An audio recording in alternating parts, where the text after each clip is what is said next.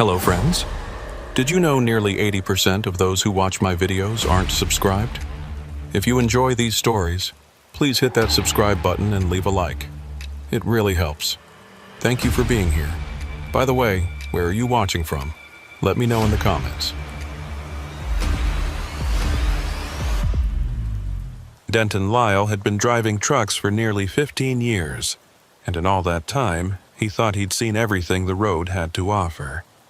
He'd driven through blizzards that turned the world into a wall of white static, pushed through dust storms in West Texas where the sun turned blood red at noon, and once he'd even watched a funnel cloud touch down maybe 3 miles to his right, while he white-knuckled the steering wheel and prayed his rig wouldn't flip. But nothing, absolutely nothing in his decade and a half on the road had prepared him for what he was about to experience on a lonely stretch of Highway 666 in the New Mexico desert. People called him Denny.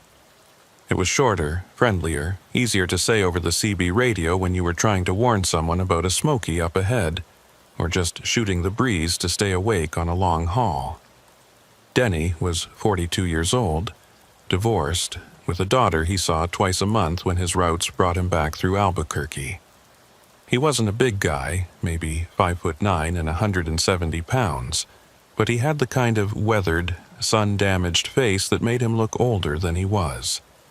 His hands were calloused from years of wrestling with steering wheels and tie-down straps, and he had a habit of chewing on toothpicks to keep himself from buying another pack of cigarettes. He'd quit smoking 3 years ago, but the urge still hit him hard on nights like this, when the road stretched out empty and endless and the silence in the cab felt thick enough to choke on. It was late October, and Denny was hauling a load of construction equipment from Gallup to Farmington. The route took him up through the northwestern corner of New Mexico, through the kind of country that looked like the surface of Mars, all red rock and scrub brush and nothing else for miles in every direction. During the day, it was beautiful in a stark, unforgiving kind of way, but at night it became something else entirely. At night, the desert transformed into a vast, black emptiness that seemed to swallow up everything, even sound. Denny had driven this route dozens of times before, and he knew every curve, every grade, every place where the road dipped down into an arroyo and then climbed back up the other side. He could practically drive it in his sleep, which was good, because it was just past 2 in the morning and he was fighting to keep his eyes open. The highway was completely deserted. Denny hadn't seen another vehicle in over an hour, not even another truck. That wasn't unusual for this time of night on this particular stretch of road, but it always made him a little uneasy. There was something about being the only living soul for miles around that got under his skin, made him think too much about what would happen if something went wrong out here. If his truck broke down, if he had a medical emergency, if anything happened, he'd be on his own until someone else happened to pass by, and that could be hours. He'd heard stories about truckers who died out here in the desert, heart attacks mostly, and weren't found until the next day when another driver spotted their rig on the shoulder and called it in. Denny shook his head, trying to clear away the morbid thoughts. He was fine. The truck was running smooth, the engine humming along like a purr, and he had maybe another hour before he'd hit Farmington and find a place to park for the night. He reached over and turned up the radio, hoping some music would help keep him alert, but all he got was static. That was another thing about this stretch of highway. Radio reception was terrible. Too far from any major cities, too many mountains in the way. He flipped through the channels, searching for anything, even a scratchy AM station playing Spanish-language talk radio, but there was nothing. Just that endless hiss of white noise. With a sigh, Denny gave up on the radio and switched over to his CB instead. At least with the CB, he might be able to catch some chatter from other truckers, even if they were miles away. The CB could reach pretty far out here in the flat desert, especially at night when the atmosphere did weird things with radio signals. He picked up the mic and keyed it, his voice coming out rough from too much coffee and not enough sleep. "Breaker 19, this is Denny heading north on 66. Anybody out there got their ears on?" He waited, listening to the static, hoping for a response. Sometimes other drivers would answer just to break up the monotony of the drive, swap stories or warnings about road conditions up ahead. But tonight there was nothing, just more static, punctuated by the occasional pop or crackle that might have been atmospheric interference or might have been something else entirely. Denny set the mic back in its cradle and settled in for another hour of silence.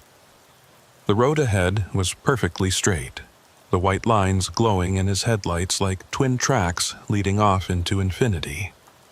On either side of the highway, the desert was pitch black, the kind of darkness you only got when you were far from any town, any house, any source of light at all. Denny could see stars overhead, thousands of them, so bright and clear they looked like someone had punched holes in the sky. He'd always liked looking at the stars when he was out here, liked feeling small and insignificant in a way that was somehow comforting. Whatever problems he had, whatever mistakes he'd made, they didn't matter much when you looked at it from that perspective. That's when he saw the truck. It was parked on the shoulder about a quarter-mile ahead, no lights on, just a dark shape against the darker desert. As Denny got closer, his headlights picked it out in more detail. A big rig, probably a Kenworth or a Peterbilt, with a standard trailer attached. The truck was facing the same direction Denny was traveling, like the driver had pulled over and just stopped. There were no hazard lights flashing, no flares set out, nothing to indicate the driver was having mechanical trouble or needed assistance. The truck was just sitting there, silent and still, like it had been abandoned. Denny's first instinct was to keep driving. It was late, he was tired, and for all he knew the driver was just taking a break, catching some sleep before continuing on. But something about the scene didn't sit right with him. A professional driver didn't just park on the shoulder without putting out some kind of warning, especially not out here where the next vehicle might not come along for an hour or more. And why would anyone choose to park here in the middle of nowhere, when Farmington was less than an hour up the road and there were proper truck stops with lights and security and other people around? Against his better judgment, Denny eased off the accelerator and started to slow down. He told himself he'd just do a quick check, make sure everything was okay, maybe knock on the cab door and see if the driver needed help. It was the right thing to do, the trucker code, looking out for each other when you were out here on the road alone. He pulled his rig onto the shoulder about 50 feet behind the parked truck, put on his hazard lights, and set the air brake. The sudden silence when he shut off the engine was startling. Out here, away from the highway noise, the quiet was absolute, almost physical in its intensity. Denny grabbed his flashlight from the door pocket and climbed down from the cab. The desert air was cold, much colder than he'd expected, and he wished he'd thought to grab his jacket. He could see his breath in the beam of the flashlight as he walked toward the parked truck, his boots crunching on the gravel shoulder. As he got closer, he could see that the truck was old, maybe 20 years or more, with faded paint and rust spots on the trailer. The license plate was so covered in dust he couldn't read it. "Hello?" Denny called out, his voice sounding small and strange in the vast emptiness. "Anybody there? You need some help?" There was no answer. Denny walked up to the driver's side door and shone his flashlight through the window. The cab was empty. No driver, no sleeping bag, no personal belongings that he could see. The seats looked like they hadn't been sat in for a long time, and there was a layer of dust on the dashboard that suggested the truck had been sitting here for days, maybe weeks. That didn't make any sense. How could a truck just be abandoned out here like this? Where had the driver gone? Denny walked around to the back of the trailer, playing his flashlight beam over the doors. They were closed and locked, and when he gave them a tug, they didn't budge. Whatever was inside, if anything, was sealed up tight. He walked back around to the driver's side, more confused than ever. This whole situation was wrong. Even if the driver had abandoned the truck for some reason, even if he'd gotten a ride with another trucker or called someone to pick him up, there should have been some indication of what had happened. But there was nothing. Just this ghost truck sitting on the side of the highway, like it had materialized out of thin air. That's when he heard it. A voice crackling and distorted, coming from inside the truck's cab. It took Denny a moment to realize what he was hearing. It was the CB radio, and someone was talking on it. "Denny, Denny Lyle." Denny froze, his hand on the truck's door handle. The voice had said his name. Someone on the CB radio had just said his name. That was impossible. The truck was empty, abandoned. There was no one inside to key the mic. And even if there had been, how would they know his name? He hadn't given his full name over the radio, just his handle, just Denny. The voice came again, clearer this time, and Denny felt ice water run down his spine. "Denny Lyle, we've been waiting for you." Denny took a step back from the truck, his heart hammering in his chest. This wasn't right. None of this was right. He turned and started walking quickly back toward his own rig, the flashlight beam bobbing and weaving as he moved. Behind him, the voice continued, growing louder, more insistent, even though he was getting farther away from the abandoned truck. "Don't leave, Denny. We need to talk. We have so much to tell you." Denny broke into a run. He didn't care how it looked, didn't care if he was overreacting to something that had a perfectly rational explanation. Every instinct he had was screaming at him to get back to his truck, to get the hell away from this place, to put as many miles as possible between himself and that voice on the radio. He reached his cab, hauled himself up into the driver's seat, and slammed the door behind him. His hands were shaking as he turned the key, and for one terrible moment he thought the engine wasn't going to start, but then it caught and roared to life. Denny threw the truck into gear and pulled back onto the highway, his tires kicking up gravel as he accelerated away from the abandoned truck.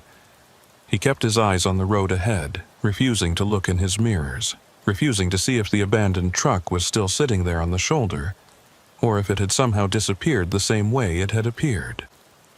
His CB radio crackled, and Denny reached over to turn it off, but before his hand could reach the knob, that voice came through again, crystal clear now, as if the person speaking was sitting right there in the cab with him. "You can't run from us, Denny. We're already here. We've always been here, and we know exactly where you're going." Denny's hand hovered over the CB, frozen in place. The voice was different now. Multiple voices speaking in unison, layered over each other in a way that made his head hurt. They weren't speaking English anymore, at least not any English he could understand. The words were wrong, twisted, like someone had taken a recording of human speech and played it backwards, then forwards again at the wrong speed.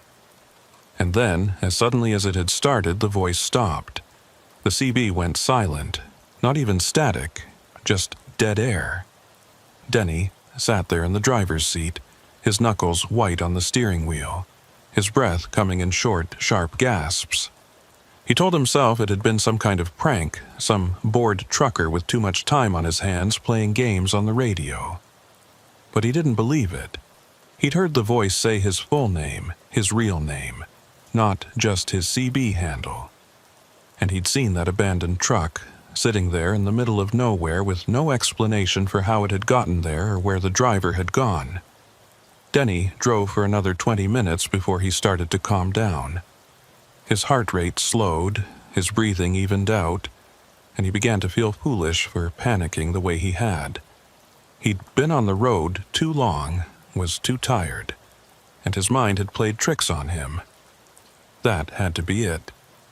The truck had probably belonged to another driver who'd had mechanical trouble and hitched a ride with someone else.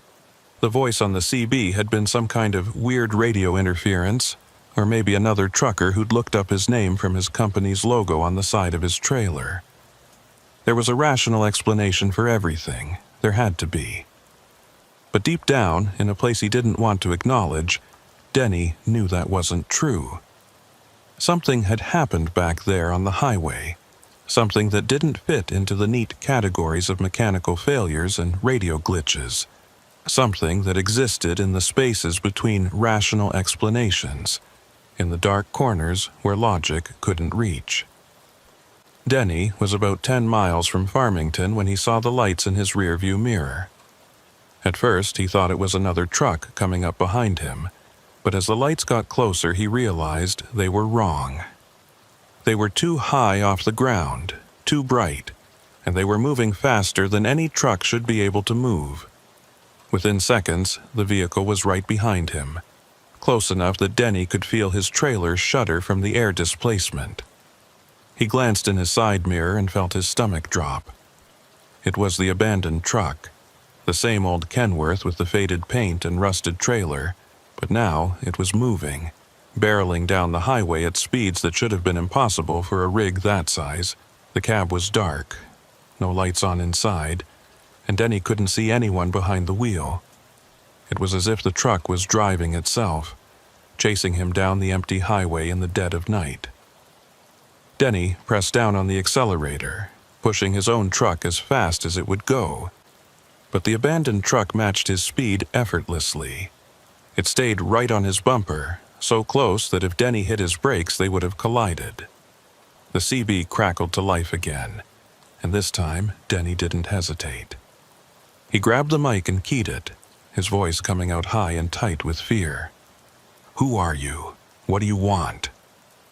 The response was immediate, that same chorus of voices speaking in unison. "We want you to remember, Denny. We want you to remember what you did. We want you to remember why you're out here driving this road, running from something you can't name." Denny's mind raced.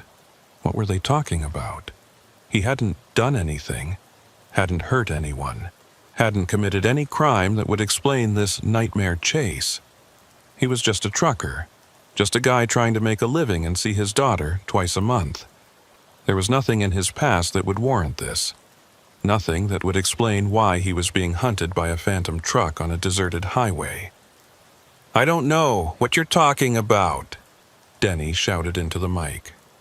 "I haven't done anything. Leave me alone." The voices laughed, a sound like breaking glass and grinding metal. "You don't remember. Not yet. But you will, Denny. When you reach the place where it happened, you'll remember everything. And then you'll understand why we're here. Why we've always been here, waiting for you to come back." The truck behind him surged forward, and for a moment Denny thought it was going to ram him, but instead it pulled alongside, matching his speed perfectly. Denny looked over at the driver's side window of the other truck, and what he saw made him nearly lose control of his rig. There was something in the driver's seat, a shape that might have been human, but wasn't. Couldn't be. It was too tall, too thin, with limbs that bent at wrong angles and a head that tilted to the side in a way that suggested the neck was broken. The thing turned to look at Denny, and in the darkness of the cab he could see eyes that glowed with a pale, sickly light. Denny screamed. He couldn't help it. The sound tore out of his throat, raw and primal. The sound of a man confronted with something that shouldn't exist. He jerked the steering wheel to the right, trying to put distance between himself and the nightmare truck, but the other rig matched his movement, staying right alongside him. The thing in the driver's seat raised one impossibly long arm and pressed its hand, if you could call it a hand, against the window. Denny could see long spidery fingers spreading out across the glass, and for one horrible moment, he thought the thing was going to break through, was going to reach across the space between the two trucks and drag him out of his cab. And then suddenly the other truck was gone, just vanished, as if it had never been there at all. Denny was alone on the highway again, the road ahead empty and dark. No sign of the abandoned truck or the thing that had been driving it. The CB was silent. The desert was still. It was as if the last 10 minutes had been a hallucination, a waking nightmare brought on by exhaustion and too many hours behind the wheel. But Denny knew better. His hands were still shaking, his shirt was soaked with sweat, and he could still hear the echo of those voices in his head, telling him to remember, telling him he would understand when he reached the place where it happened. He didn't know what that meant, didn't know what place they were talking about, but he knew with absolute certainty that this wasn't over. Whatever had started back there on the highway, it was just beginning. Denny drove the rest of the way to Farmington in a state of numb shock. He found a truck stop on the edge of town, pulled into a parking space, and sat in his cab with the engine running and all the doors locked. He didn't sleep, he couldn't. Every time he closed his eyes, he saw that thing in the other truck, that impossibly tall figure with its glowing eyes and broken neck. He saw the abandoned truck sitting on the shoulder, and he heard those voices on the CB radio, speaking his name, telling him they'd been waiting. When the sun finally came up, painting the desert in shades of orange and gold, Denny felt some of the tension drain out of his body. Morning made everything seem less threatening, less real. He could almost convince himself that it had been a dream, some kind of stress-induced hallucination. Almost, but not quite. Because he'd seen what he'd seen, and he'd heard what he'd heard, and no amount of daylight was going to change that. Denny climbed down from his cab and walked into the truck stop diner. He needed coffee, needed food, needed to be around other people, and convince himself that the world was still normal, still operating according to the rules he understood. The diner was busy with the morning rush, truckers grabbing breakfast before heading out on their routes, and the noise and bustle was comforting in a way Denny couldn't quite articulate. He slid into a booth and ordered coffee and eggs from a tired-looking waitress. While he waited for his food, he pulled out his phone and did something he'd been putting off for hours. He Googled Highway 666. He wasn't sure what he was looking for. Maybe some history about the road. Maybe reports from other drivers who'd experienced something similar. What he found made his blood run cold. Highway 666 had a reputation. Truckers called it the Devil's Highway, and there were dozens of stories about strange occurrences on that stretch of road. Abandoned vehicles that appeared and disappeared. Voices on the CB radio that knew things they shouldn't, that spoke in languages no one recognized. Phantom trucks that chased drivers down the empty highway, always appearing at night, always vanishing without a trace. And accidents, so many accidents, crashes that happened for no apparent reason. Drivers who ran off the road or into other vehicles, claiming in their final moments that something had been chasing them, something that wasn't human. Denny set his phone down, his hands trembling. He wasn't crazy. He wasn't the first person to experience this, and he wouldn't be the last. But knowing that didn't make him feel any better. If anything, it made things worse, because it meant that what he'd encountered out there on the highway was real, was a recurring phenomenon that had been happening for years, maybe decades, and no one had been able to stop it. No one had been able to explain it. The waitress brought his food, but Denny found he'd lost his appetite. He sipped his coffee and stared out the window at the parking lot, watching other truckers come and go, wondering if any of them had driven Highway 666, if any of them had heard the voices or seen the phantom truck. He wanted to ask, wanted to find someone who would understand what he'd been through. But he knew how crazy he would sound. His phone buzzed, and Denny looked down to see a text from his dispatcher. Another load was ready for pickup in Gallup, heading back down to Albuquerque. The route would take him back on Highway 666, back through that stretch of desert where the abandoned truck had been sitting, back to the place where the voices had spoken his name. Denny's first instinct was to refuse, to tell his dispatcher he was sick, that his truck needed maintenance, anything to avoid going back on that road. But he knew he couldn't do that. If he started refusing loads, started avoiding certain routes, he'd lose his job. And more than that, he'd be admitting that whatever had happened to him out there had broken him, had taken away his ability to do the one thing he knew how to do. So, Denny finished his coffee, paid his bill, and walked back out to his truck. He climbed up into the cab, started the engine, and pulled out of the truck stop parking lot. He would drive Highway 606 again. He would go back through that stretch of desert. And if the voices came back, if the phantom truck appeared in his mirrors, he would face it. He didn't have a choice. But as Denny merged onto the highway and pointed his truck south, back toward that lonely stretch of road through the New Mexico desert, he couldn't shake the feeling that he was driving toward something. Some inevitable confrontation that had been waiting for him all along. The voices had told him he would remember when he reached the place where it happened, and Denny was terrified that they were right, that somewhere in his past there was something he'd forgotten, something he'd buried deep in his memory where it couldn't hurt him, something that was about to come back. Denny drove south for 3 hours before he had to stop again. His hands were cramping from gripping the steering wheel too hard, and his eyes felt like they were full of sand from staring at the road without blinking.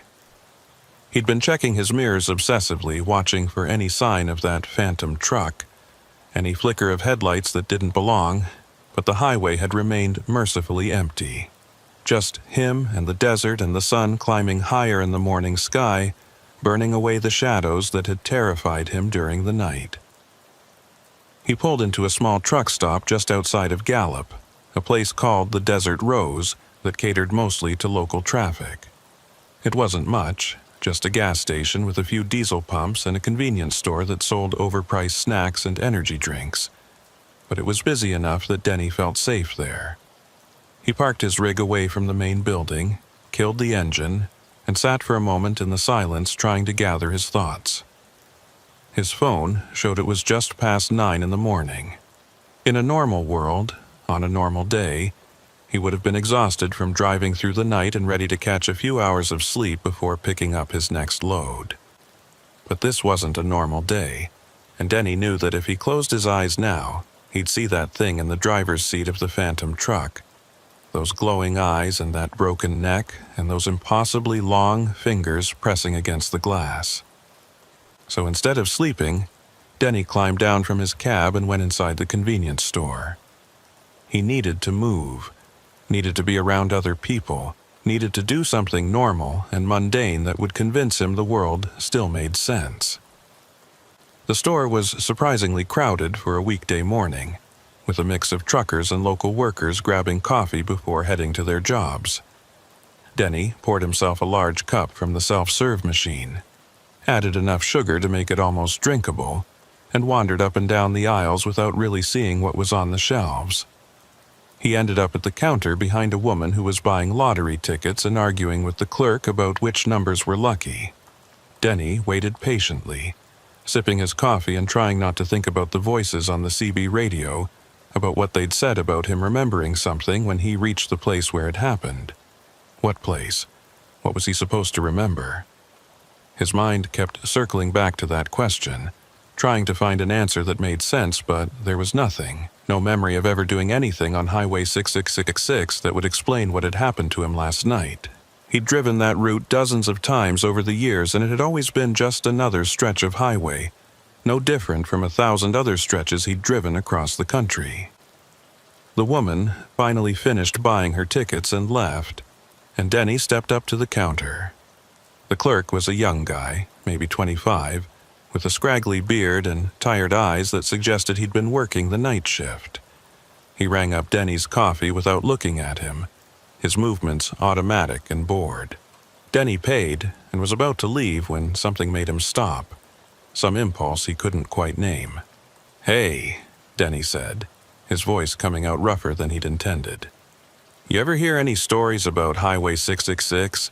Like weird stuff that happens out there?"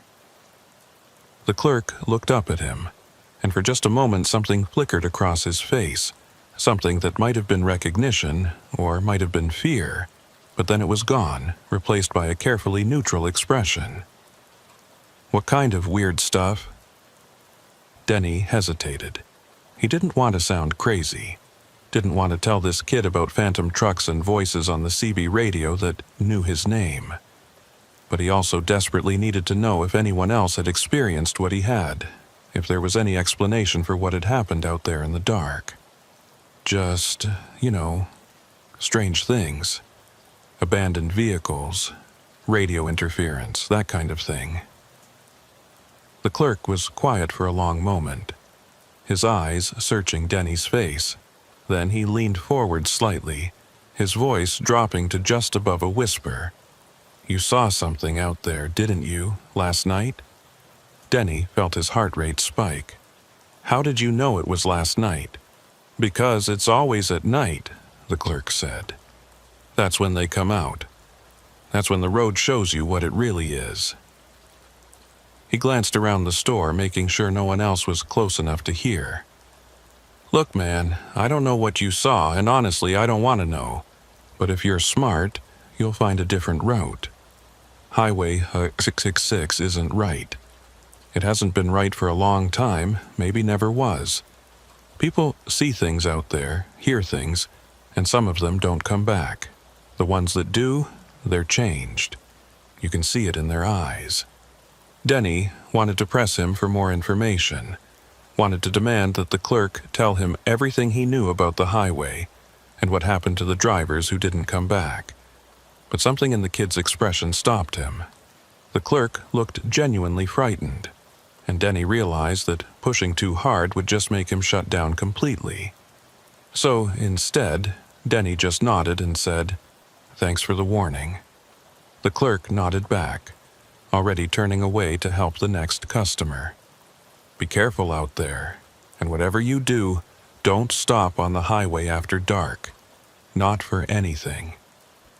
Denny left the store and walked back to his truck, the clerk's words echoing in his head. Don't stop on the highway after dark.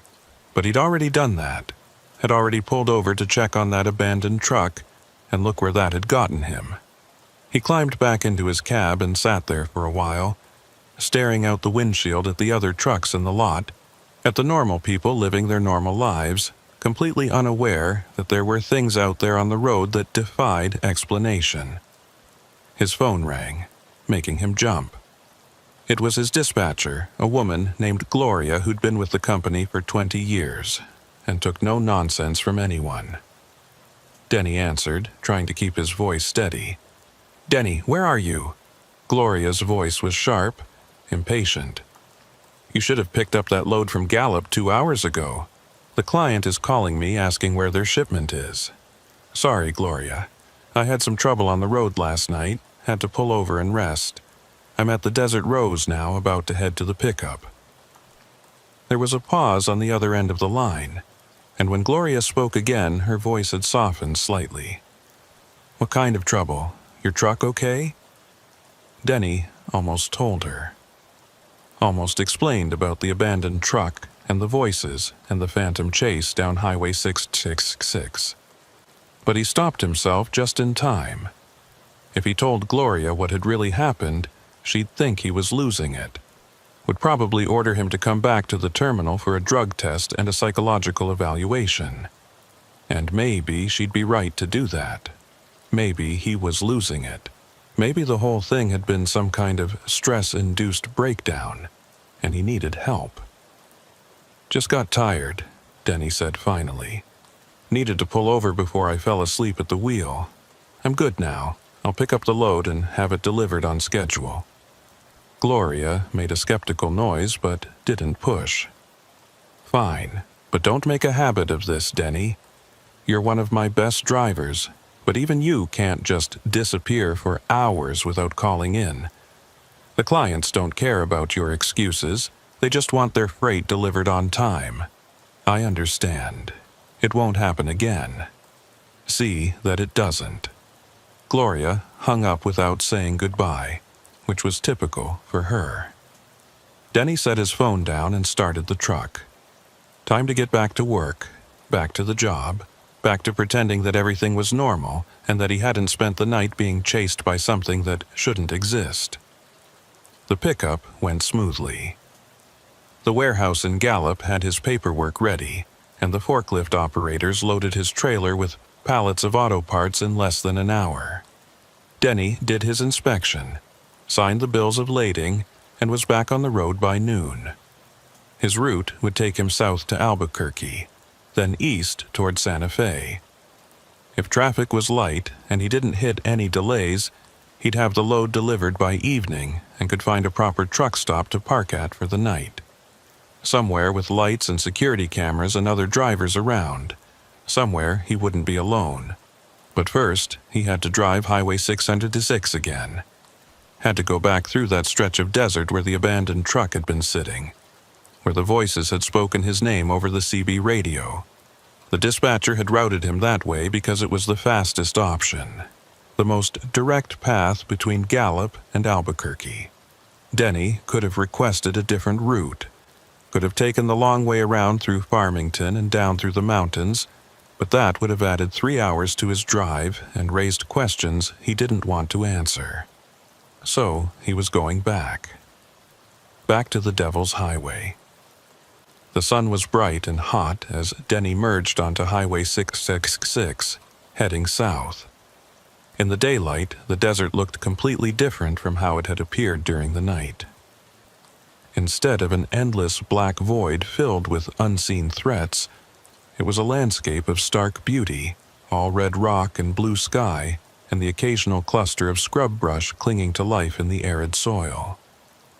Denny could see for miles in every direction, could spot the distant shapes of mesas and buttes rising from the desert floor like ancient monuments. It was hard to believe that this was the same road that had terrified him just hours earlier. In the light of day, with the sun beating down and the radio playing classic rock songs, it all seemed so normal, so safe. Denny tried to relax, tried to let the familiarity of driving soothe his jangled nerves. This was what he did, what he was good at. Driving trucks, hauling freight, covering the miles between one place and another. It was honest work, simple work, and it had never let him down before. He just needed to focus on that, on the road ahead and the load behind him and the destination waiting at the end of his route. He didn't need to think about phantom trucks or voices on the radio, or things with glowing eyes and broken necks. But as the miles rolled by and the sun started its slow descent toward the western horizon, Denny felt the unease creeping back in. He was getting close to the spot where he'd seen the abandoned truck, close to the place where everything had started to go wrong. He found himself watching the shoulder of the highway, looking for that dark shape against the desert, half expecting to see the old Kenworth still sitting there waiting for him. But there was nothing. Just empty road, an empty desert, and the occasional highway sign marking the miles to the next town.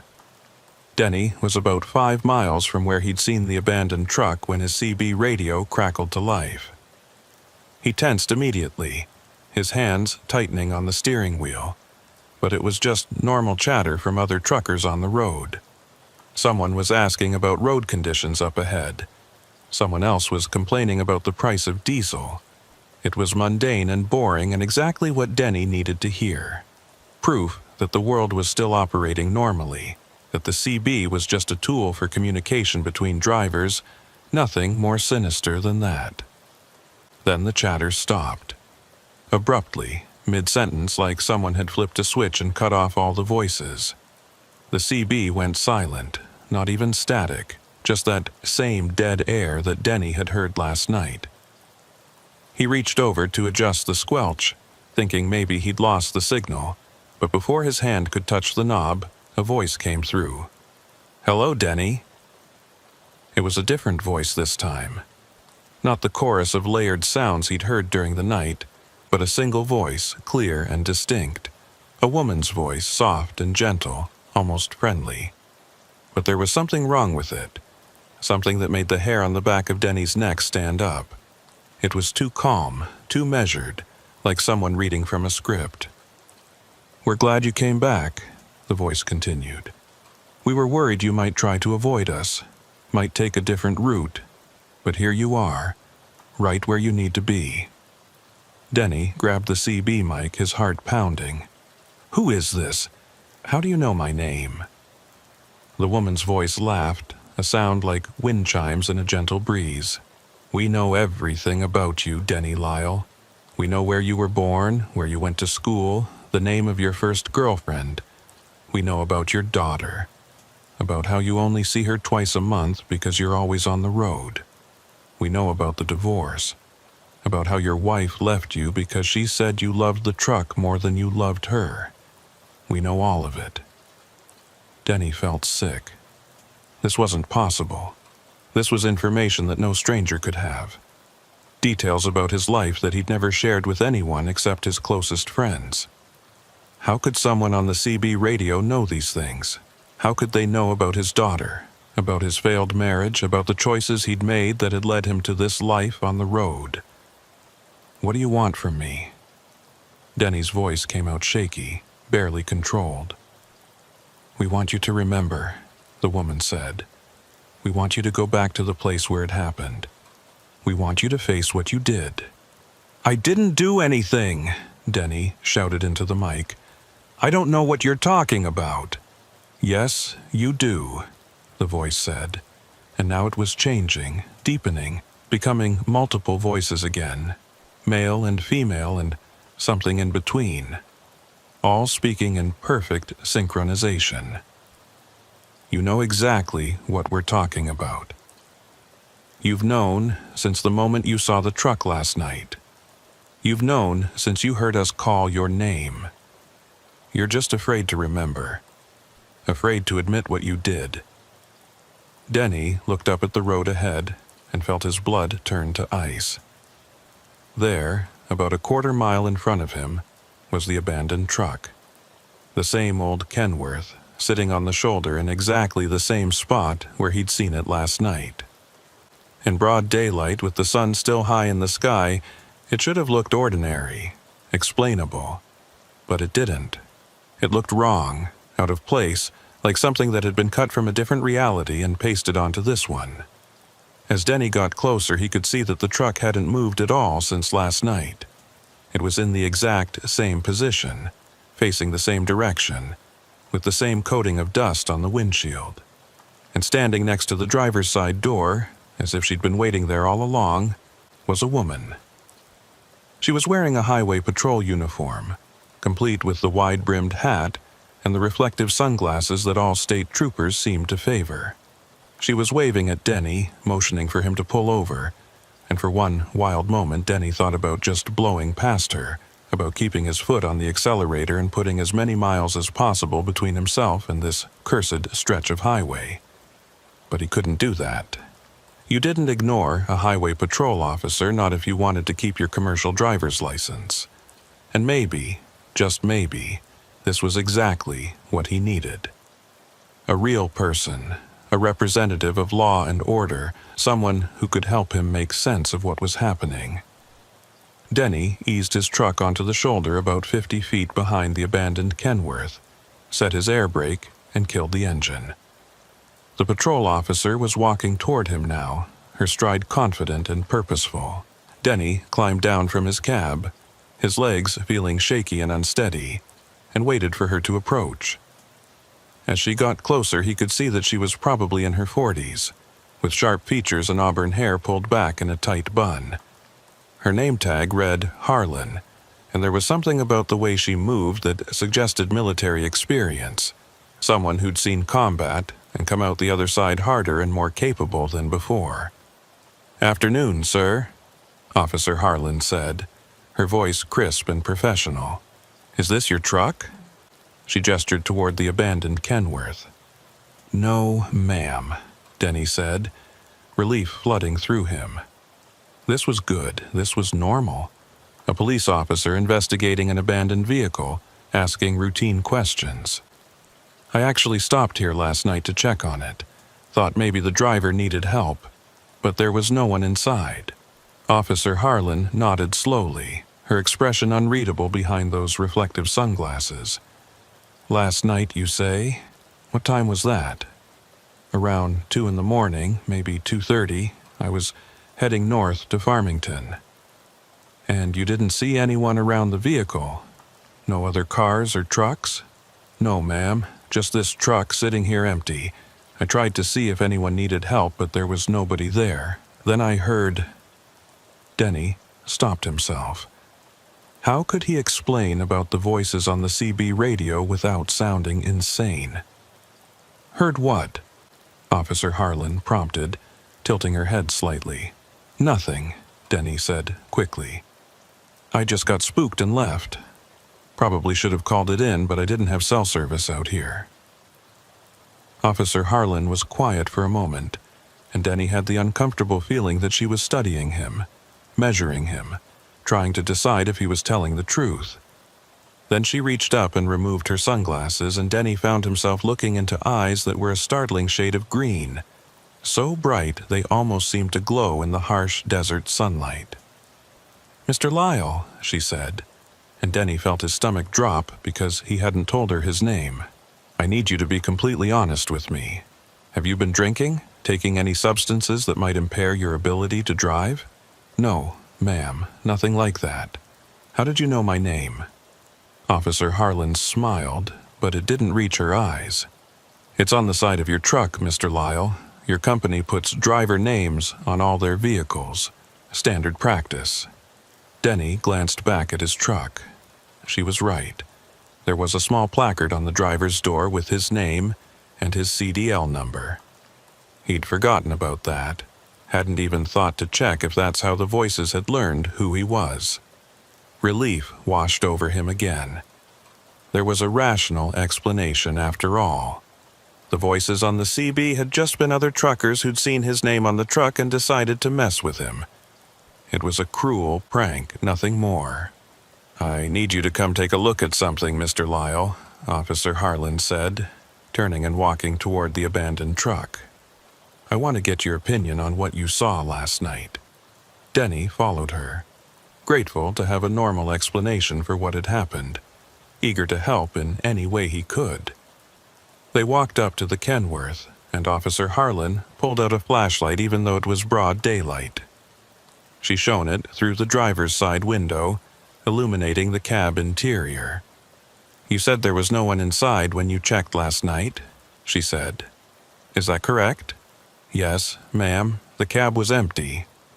"And you didn't notice anything unusual, anything that seemed out of place?"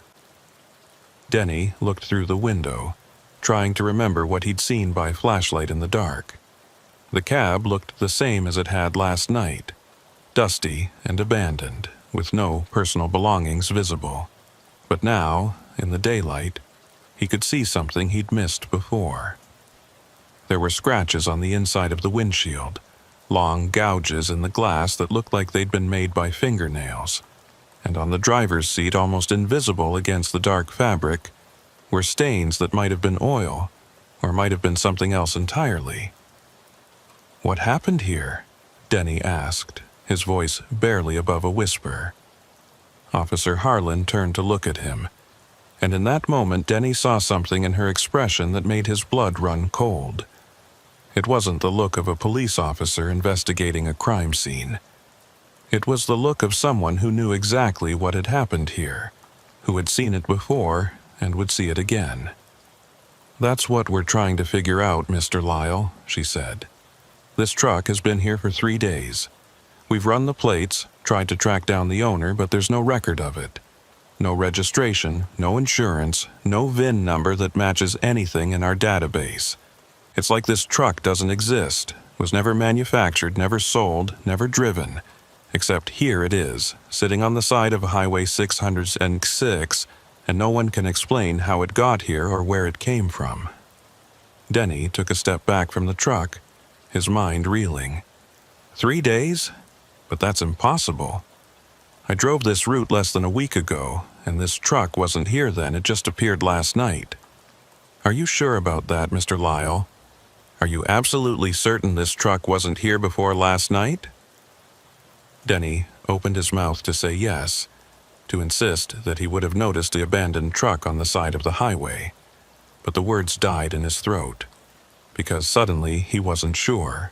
Suddenly he was questioning everything he remembered about his previous trips through this area. Had he really paid attention to the shoulder?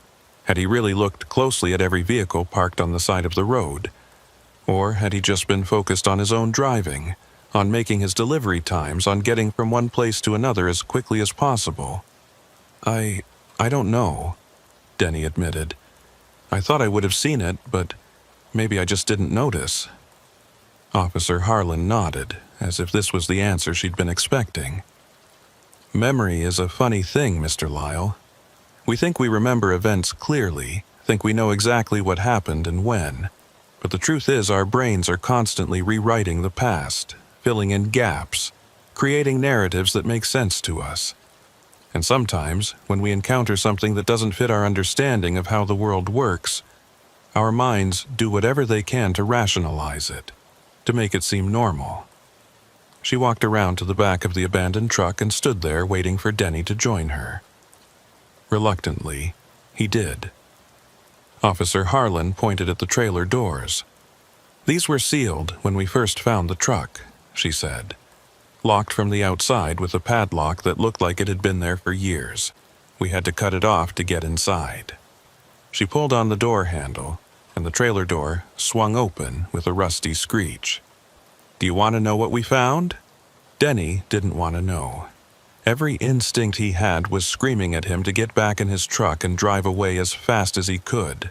But he also knew that he couldn't leave, not now, not when he was this close to understanding what was happening. So he nodded, not trusting his voice. Officer Harlan shone her flashlight into the dark interior of the trailer, and Denny leaned forward to look inside. At first, he couldn't make sense of what he was seeing. The trailer appeared to be empty, just bare metal walls and a wooden floor scarred with years of use. But then his eyes adjusted to the dim light, and he saw them. Words, hundreds of them, maybe thousands, scratched into the metal walls of the trailer. Names, dates, messages carved with desperate urgency by hands that must have been bleeding by the time they finished. Denny stepped closer, squinting to read the words. Most of them were just names, simple identifications of people who had been in this trailer at some point. But some of the messages were longer, more detailed. Tell my family I love them. I didn't deserve this. He's coming back. And there, near the front of the trailer, carved in letters 6 inches high, Denny Lyle was here. Denny's legs went out from under him. He would have fallen if Officer Harlan hadn't caught him, her strong hands gripping his arms and holding him upright. His mind was spinning, rejecting what his eyes were showing him. That was impossible. He'd never been in this trailer, had never carved his name in these walls. But there it was, his full name spelled out in crude letters, the metal around each stroke worn smooth, as if the carving was old, had been there for years. I don't understand, Denny gasped. I've never been in there. I've never seen this truck before last night. How is my name in there? Officer Harlan released him, letting him stand on his own. The question isn't how your name got in there, Mr. Lyle. The question is when. Because according to the wear pattern on those carvings, your name has been in that trailer for at least 10 years. Maybe more. 10 years. Denny tried to think back, tried to remember where he'd been 10 years ago, what routes he'd been driving, but his mind was a blank fog. 10 years ago would have been 2013, around the time his marriage was falling apart, when he'd been taking every load he could get just to stay away from home and avoid the fighting. He'd driven Highway 66 dozens of times that year, maybe hundreds. Could something have happened then? Could he have somehow ended up in that trailer and not remembered it? I need you to think very carefully, Mr. Lyle, Officer Harlan said, her voice taking on an urgent tone. Has anything strange happened to you on this highway before? Any lost time? Any gaps in your memory? Anything you can't explain?" Denny shook his head, but even as he did, something was tugging at the edges of his consciousness. Some memory that was trying to surface but couldn't quite break through. There was something. Some night, some drive, something that had happened that he'd forgotten or suppressed or simply refused to acknowledge. There was... Denny started, then stopped. The memory was too vague, too uncertain. There was one night, I think it was winter, maybe January or February of 2013. I was driving this route, heading north, and I lost about 4 hours. I thought I'd just fallen asleep without realizing it, pulled over somewhere and dozed off. But when I woke up, I was still driving, still moving down the highway, and I couldn't remember anything from the last 4 hours. Not a single mile of it. Officer Harlan's expression didn't change, but Denny saw something flicker in those two bright green eyes. "And you never told anyone about this? Never reported it to your company?" "No, I was afraid they'd think I was unsafe, that I was falling asleep at the wheel. I needed the job. I couldn't afford to lose it." "What else do you remember about that night?" Denny closed his eyes, trying to focus on the memory, trying to bring it into sharper detail. "It was cold. There was snow on the ground, and when I finally pulled into a truck stop and checked myself in the mirror, I had a bruise on my forehead, right here." He touched the spot above his left eye. "I figured I'd bumped my head on something when I was loading or unloading, but I couldn't remember doing it." "Anything else? Any other physical evidence that something had happened?" "My clothes smelled strange, like metal and diesel and something else I couldn't identify, and my hands were shaking so bad I could barely hold a cup of coffee." Denny opened his eyes and looked at Officer Harlan. I convinced myself it was nothing, just stress and exhaustion. But it wasn't nothing, was it? Officer Harlan was quiet for a long moment. Then she reached into her pocket and pulled out a small notebook, flipping through pages covered in tight, neat handwriting. "Mr. Lyle, in the past 15 years, 17 truck drivers have disappeared on Highway 66, just vanished, leaving their rigs on the side of the road with the engines still running. Some of them were found eventually, wandering in the desert miles from their trucks, with no memory of how they'd gotten there. Others were never found at all, and every single one of them, before they disappeared, reported the same things you've reported. Voices on the CB radio, phantom trucks that appeared and disappeared, lost time they couldn't account for." She closed the notebook and looked directly at Denny. "I'm not really a highway patrol officer, Mr. Lyle. My name is Maeve Harlan, and I'm an investigator with a federal task force that specializes in anomalous events. We've been monitoring Highway 666 for 7 years, trying to understand what's happening here, why this particular stretch of road seems to be a focal point for phenomena that we can't explain through conventional means." Denny stared at her, trying to process this new information. "You're saying this is real? That what I experienced last night, what I'm seeing now, it's actually happening?" "Yes," Maeve said simply. "It's real. We don't know what it is or why it happens, but it's real. And if your name is in that trailer, if you were part of whatever this is 10 years ago, then you're connected to it in a way we don't fully understand. The fact that you're having these experiences now, that the voices are calling to you, suggests that something is trying to bring you back to that moment, to make you remember what happened during those lost 4 hours." Denny felt like he was going to be sick. This was too much, too big, too far outside anything he could comprehend. "What am I supposed to do?" Maeve stepped closer, her voice dropping to barely above a whisper. "You have 2 choices, Mr. Lyle. You can run. You can get in your truck right now and drive away, refuse to ever come back to this highway, spend the rest of your life trying to forget what you've seen and heard. Some drivers do that. They quit trucking altogether, find new careers, new lives, anything to get away from Highway 666. And for some of them it works. The experiences stop, the memories fade, and they manage to convince themselves it was all just stress and exhaustion, and too much time alone on the road. And the other choice? You can stay, Maeve said. You can help us understand what's happening here. You can let us monitor you, document your experiences, and maybe, if we're lucky, you can help us figure out what happened to those 17 drivers who disappeared. What happened to you during those 4 lost hours. She paused, her green eyes searching his face. The voices told you to remember, told you to go back to the place where it happened. I think they're right. I think if you want answers, if you want to understand what's happening to you, you need to remember, and I can help you do that. Denny looked back at the trailer, at his name carved into the metal wall alongside all those other names, all those other messages from people who'd been trapped in this dark space.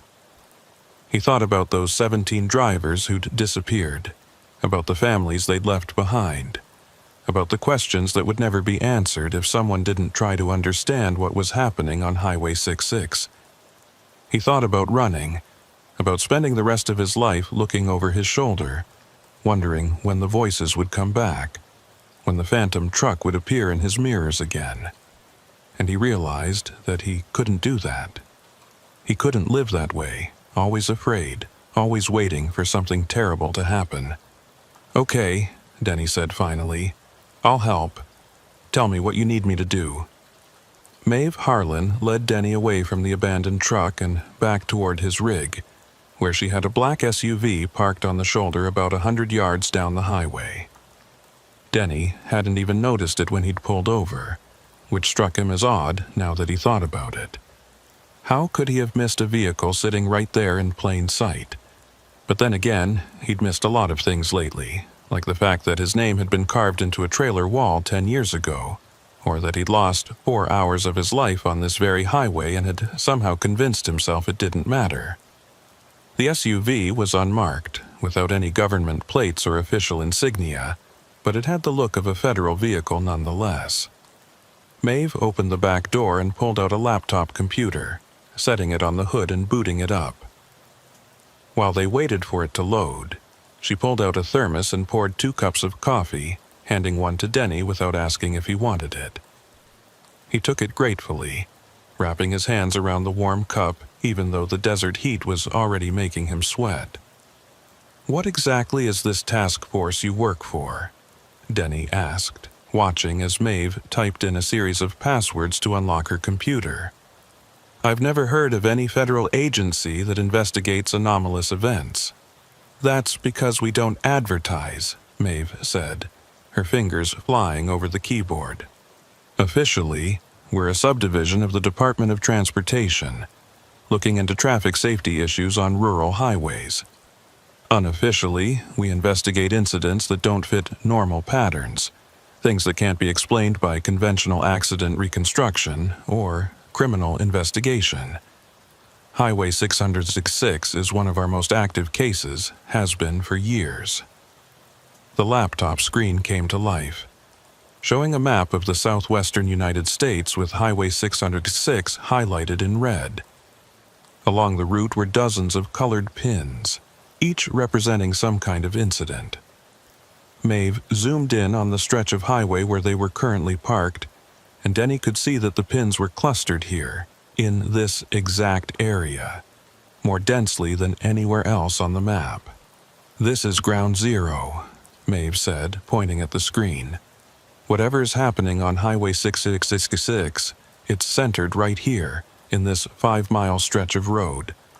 Most of the disappearances, most of the anomalous sightings, most of the reports of lost time, they all happen within a few miles of where we're standing right now." Denny stared at the map, at all those colored pins representing all those incidents, all those other drivers who'd experienced something they couldn't explain.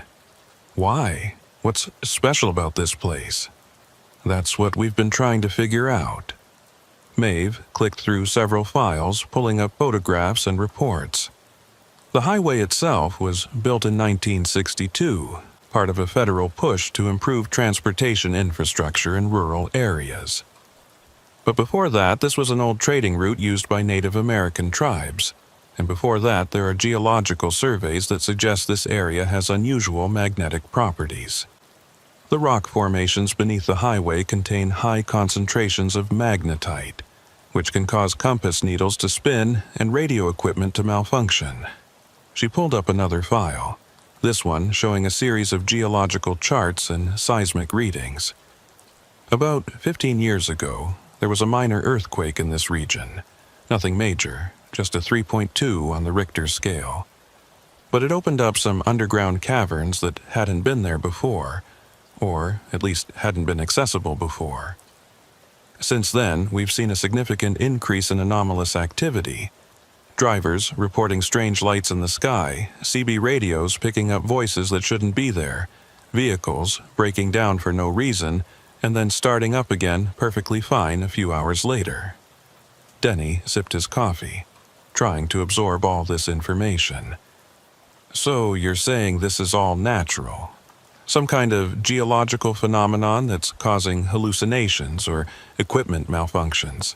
I'm saying that's one theory, Maeve replied carefully. But it doesn't explain everything. It doesn't explain the abandoned vehicles that appear and disappear, or the messages carved into trailer walls by people who claim they were never there, or the fact that some drivers go missing and are found days later with no memory of where they've been, but with injuries that suggest they've been in some kind of struggle. She closed the laptop and looked directly at Denny. And it doesn't explain why your name was in that trailer, carved there 10 years ago, during a period when you admit you lost 4 hours of your life. Denny set down his coffee cup, his hands trembling slightly. What do you think happened to me during those 4 hours? Maeve was quiet for a moment, choosing her words carefully. I think you encountered something on this highway, something that operates according to rules we don't understand yet.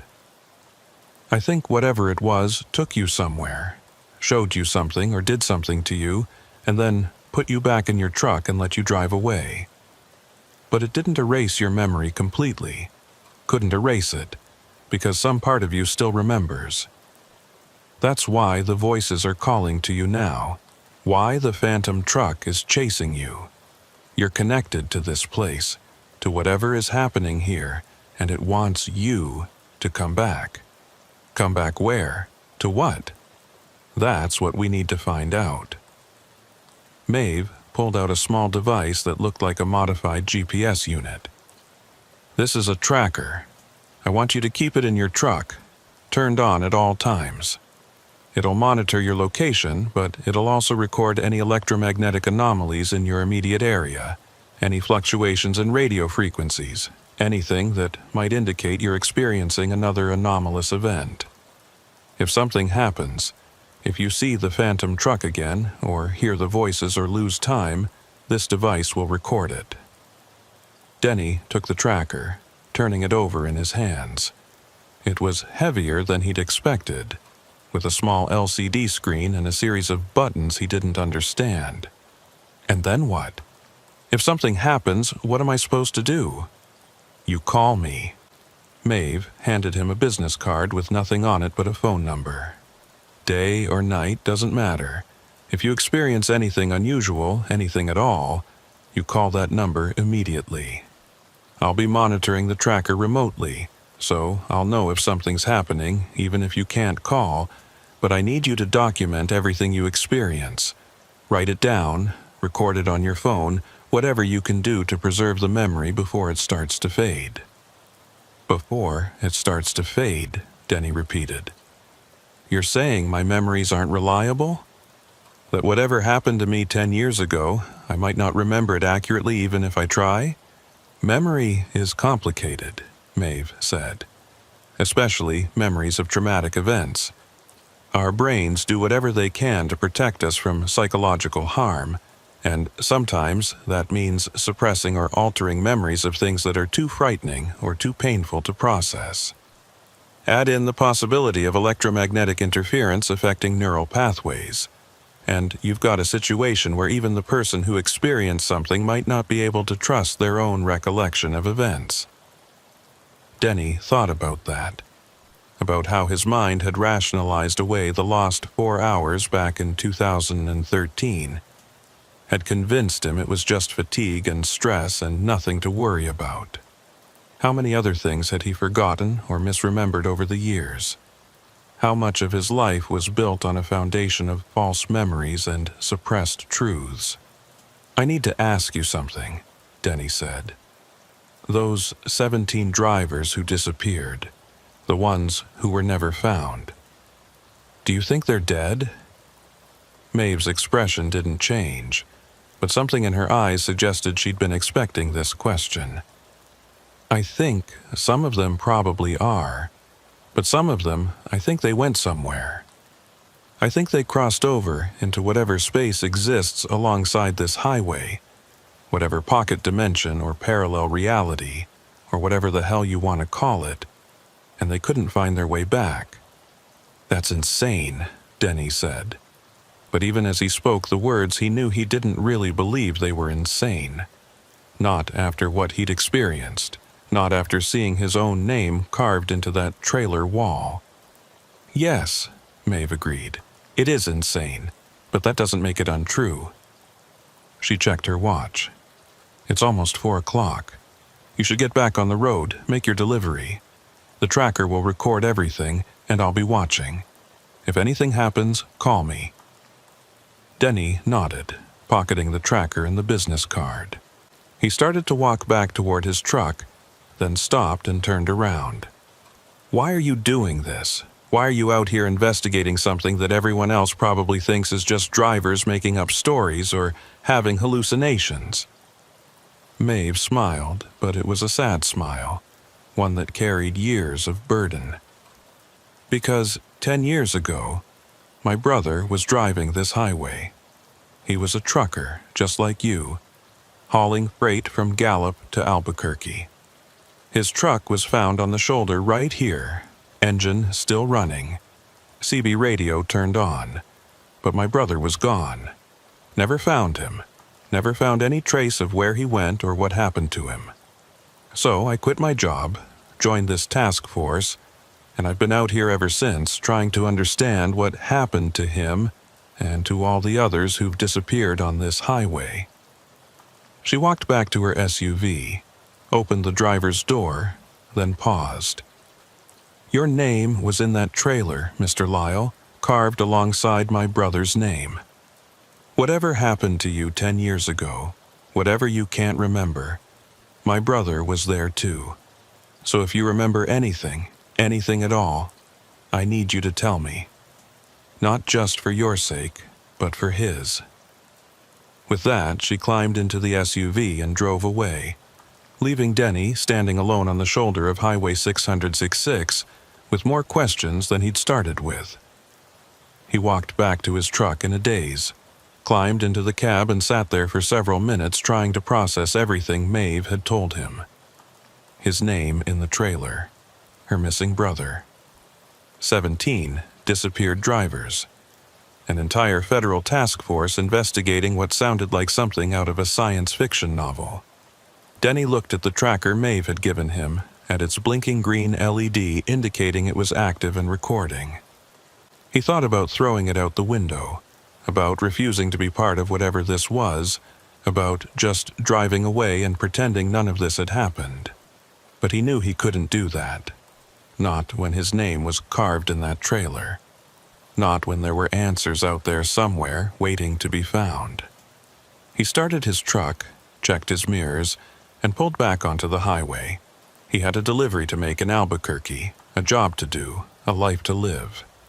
He would make the delivery, would document his route and his hours like he always did, and if nothing strange happened, then maybe, just maybe, this would all turn out to be some kind of elaborate misunderstanding.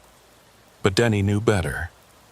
Deep down, in a place below conscious thought, He knew that this was just the beginning. The voices had called to him, the phantom truck had chased him, and his name was waiting for him in that trailer, carved there by hands he couldn't remember using. Something had happened to him on this highway 10 years ago, and that something wasn't done with him yet. The sun was starting to sink toward the horizon as Denny drove south, painting the desert in shades of orange and red. He passed the spot where the abandoned truck had been sitting, but now there was nothing there, just empty shoulder and empty desert. Maeve must have had it towed away, taken somewhere for analysis, or just moved it to stop other curious drivers from pulling over to investigate. Denny found himself wondering what other evidence might be inside that trailer, what other names might be carved into those metal walls, what other messages desperate people had left behind. He'd been driving for about 20 minutes when his CB radio crackled to life. Denny tensed immediately, his hand moving toward the power switch to turn it off, but he stopped himself. If something was happening, if the voices were coming back, the tracker would record it. This might be exactly what Maeve needed, proof that the anomalous events were real and not just driver fatigue or psychological problems. Breaker 19, this is southbound Sally looking for a radio check. Anybody out there got their ears on? It was a normal voice, a woman trucker calling out for someone to talk to, nothing sinister or strange about it. Denny felt the tension drain out of his shoulders. He picked up the mic and keyed it. "This is Denny, southbound on 666. I got you loud and clear, Sally. How's your day going?" "Oh, same old, Sally replied, her voice friendly and warm. "Fighting the wind, fighting the heat, fighting to stay awake. Just another day in paradise. Where you headed?" "Albuquerque got a load of auto parts that needs to be there by 7. "You should make that easy. Traffic's light today, smooth sailing all the way down." There was a pause. Then Sally's voice came back, slightly more serious. "Hey, Denny, you haven't seen anything weird out there, have you? On this stretch of highway?" Denny's hand tightened on the steering wheel. "What kind of weird?" "I don't know, just strange things. I've been driving this route for 15 years, and lately I've been seeing things that don't make sense. Trucks that appear and disappear, lights in the sky, voices on the radio that shouldn't be there. I'm starting to think maybe I've been on the road too long, Maybe it's time to retire, find a nice office job somewhere." Denny thought about telling her everything, about Maeve and the task force and the 17 missing drivers. But he stopped himself. If Sally didn't know about all that, maybe it was better to keep it that way. No point in scaring her if she was already considering leaving the profession. "I haven't seen anything too strange," Denny lied. "Just the usual desert weirdness, heat mirages, that kind of thing." "Yeah, probably just that," Sally said. But Denny could hear the doubt in her voice. "Well, you drive safe out there, Denny. Keep the shiny side up and the greasy side down." "You too, Sally. Good luck with that retirement decision." The CB went silent again, and Denny was left alone with his thoughts. How many other drivers were out there experiencing the same things he was? How many of them were questioning their sanity, wondering if they should quit trucking before something terrible happened? And how many of them had already disappeared, had already crossed over into whatever space existed alongside Highway 666? The sun dropped below the horizon, and the desert went dark. Denny turned on his headlights, watching as the twin beams cut through the gathering gloom. He checked the tracker Maeve had given him, saw that the green LED was still blinking steadily, recording his location and monitoring for anomalies. Everything seemed normal, just him and the road and the steady hum of his engine. Then the CB crackled again. This time there was no voice, just static, but the static had a rhythm to it. a pattern that Denny's brain tried to interpret as language. He turned up the volume, listening closely, and realized that the static was forming words, actual words, buried beneath the white noise like a message encoded in the interference itself. Denny, turn around, come back, remember. It was the same voice from last night, that chorus of layered sounds speaking in perfect synchronization. Denny grabbed the mic, his heart pounding. Who are you? What do you want from me? The static shifted, reorganized itself into new patterns. We are the ones who wait. We are the ones you left behind. We are the ones who carved your name in the walls of the dark place, so you would never forget. Left behind where? I don't understand. You know. You've always known. You just don't want to remember because remembering means accepting what you did, what you failed to do, what you ran away from. Denny's hands were shaking so badly he could barely hold the steering wheel. I didn't run away from anything. I didn't do anything. Whatever you think happened, you're wrong. The voice laughed, that same horrible sound like breaking glass and grinding metal. Then why is your name in the trailer, Denny? Why did you carve it there along with all the others? Why did you promise to come back and then drive away, leaving us in the darkness, leaving us to wait and wait and wait? Denny looked at the tracker on his passenger seat, saw that the LED had changed from green to red and was blinking rapidly. Something was happening. Some electromagnetic anomaly that the device was detecting and recording. He needed to call Maeve, needed to tell her the voices were back, but his phone was in his pocket and he couldn't take his hands off the wheel. Not while his truck was shuddering like something was pushing against it from the outside. In his rearview mirror, Denny saw headlights. 2 bright beams cutting through the darkness, coming up fast behind him. The phantom truck was back, chasing him again, and this time Denny knew there would be no escape. This time, whatever was driving that truck wasn't going to let him get away. The headlights pulled alongside him, and Denny forced himself to look over at the other truck. It was the same old Kenworth from the shoulder, but now it was moving, keeping pace with him effortlessly. The driver's side window was dark, impenetrable, but Denny could see movement inside the cab, shapes that shifted and writhed like something was trying to take form. Then the window rolled down, and Denny saw who was driving. It was a man, or what had once been a man. He was tall and thin, with dark hair and a face that might have been handsome before whatever had happened to him. But his eyes were wrong, too bright, glowing with that same pale, sickly light Denny had seen before. And his smile, that terrible smile that stretched too wide across his face, showing too many teeth. The man raised one hand in a wave, casual and friendly, like they were just 2 truckers passing on the highway. Then he pointed at Denny, pointed directly at him through the windows of both trucks, and mouthed 3 words that Denny could read clearly despite the darkness and the distance. "I know you." Denny screamed. He couldn't help it. The sound tore out of his throat raw and desperate, and he jerked the steering wheel to the right, trying to put distance between himself and the nightmare truck. But the other rig matched his movement perfectly. Staying right alongside him, the driver still pointing, still smiling that impossible smile.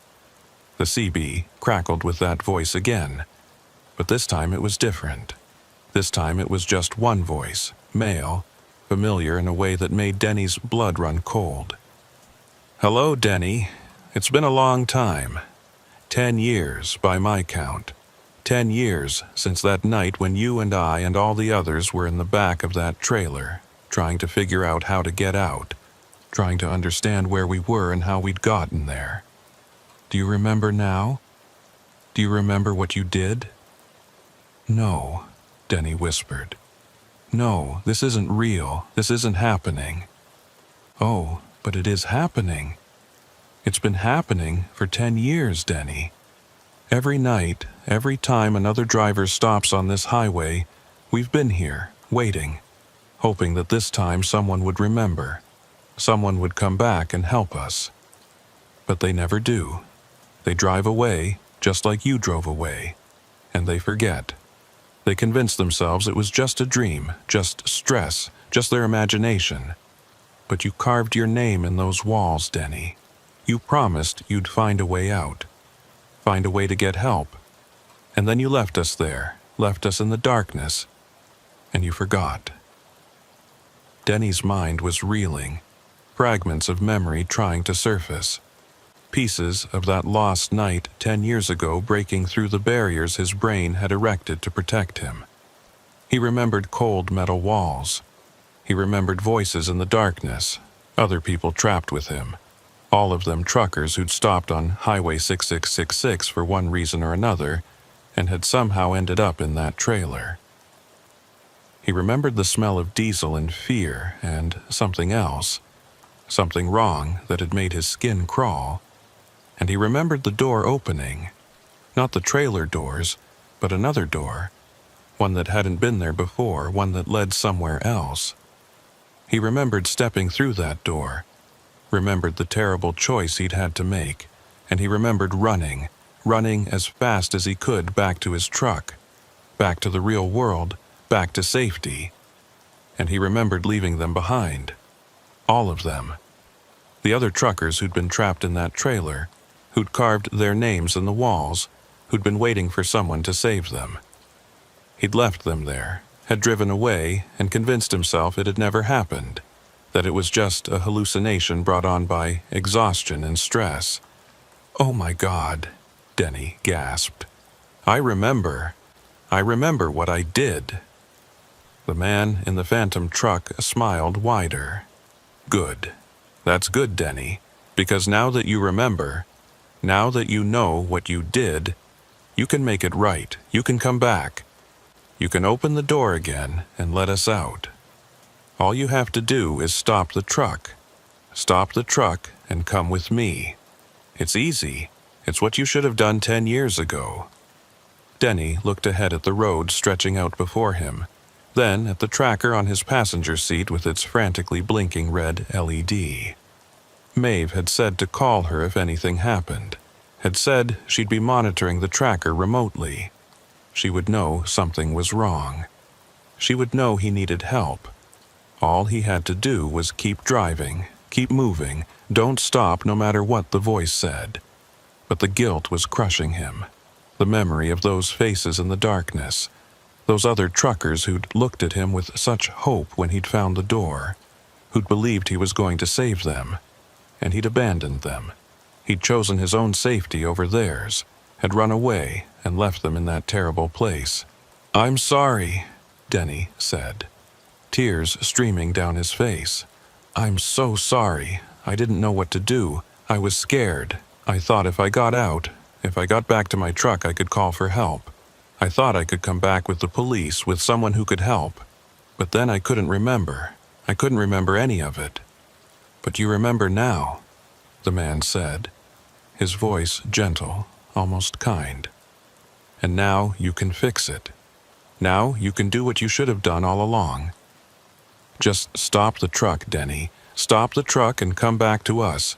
We've been waiting for you. We've been waiting for so long." Denny's foot moved toward the brake pedal. It would be so easy. Just stop the truck, get out, walk over to the Phantom Kenworth and climb inside. Go back through that door, back into the darkness, and finally do the right thing. Finally be the person he should have been 10 years ago instead of the coward who'd run away. But then Denny thought about his daughter, about seeing her twice a month, about the way her face lit up when he brought her presents from his trips, about the life he'd built, imperfect as it was, and about the fact that if he stopped now, if he went with the man in the phantom truck, he would never see her again. He would disappear like those 17 other drivers, would become another mystery, another unsolved case, another name on Maeve's map. "No," Denny said, his voice stronger now. "No, I'm not stopping. I'm sorry for what I did. Sorry I left you there, but I can't fix it by disappearing too. I'm going to get help. I'm going to call Maeve, tell her everything I remember, and we're going to figure out how to get you out. But I'm not stopping this truck." The man's smile faded. The Phantom Kenworth swerved closer, so close that Denny could hear metal scraping against metal as the two trucks touched. The voice on the CB became a roar, no longer gentle, no longer kind. "You will stop. You will come back. You owe us. You promised." Denny grabbed his phone with one hand, keeping the other on the wheel, and dialed the number on Maeve's card. It rang once, twice, and then her voice came through, sharp and alert. "Denny, what's happening?" "It's here. The truck is here, and I remember. I remember what happened 10 years ago. I remember the trailer and the other drivers and the door. I remember everything. Where are you? What's your location?" Denny looked at his GPS. "Mile marker 247 heading south. It's trying to force me off the road, trying to make me stop. Don't stop." Maeve's voice was urgent. "Whatever you do, don't stop the truck. I'm tracking your location. I'm sending help, but you need to keep moving. The anomaly can't affect you if you stay in motion. That's why the disappeared drivers always stopped. That's how it gets you." The Phantom truck slammed into Denny's trailer, the impact strong enough to push him toward the shoulder. Denny fought the wheel, his arms screaming with effort as he kept his rig on the highway. In the Phantom truck's cab, he could see the driver clearly now, could see that it wasn't just one man, but many, all of them overlapping, all of them occupying the same space, all of them the drivers who'd been trapped in that trailer 10 years ago. And in the center of them all, Denny could see another face.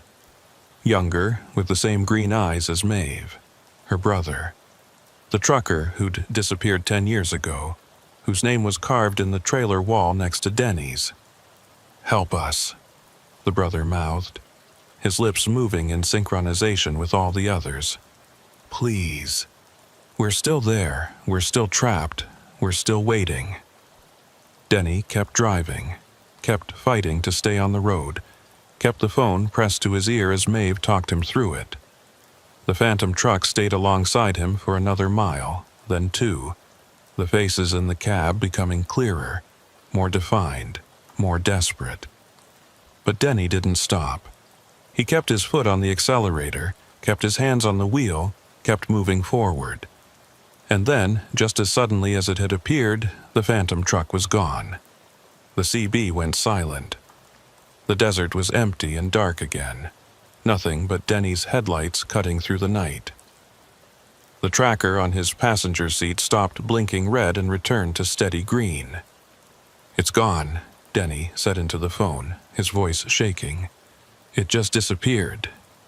"Keep driving," Maeve said. "Don't stop until you reach Albuquerque. I'll meet you there. And Denny, you did good. You didn't stop. You didn't let it take you." "But they're still there," Denny said. "Your brother, all of them. They're still trapped in that place. I left them there 10 years ago, and they're still there." "I know," Maeve said quietly. "But now we have something we didn't have before. We have a witness who remembers. We have someone who can tell us what happened, how to open that door, how to get them out. You're going to help me save them, Denny. You're going to help me bring my brother home." Denny drove the rest of the way to Albuquerque in silence, the phone still connected.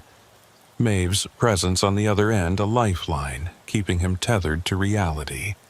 The memories were flooding back now, all the details he'd suppressed for 10 years, all the pieces of that terrible night.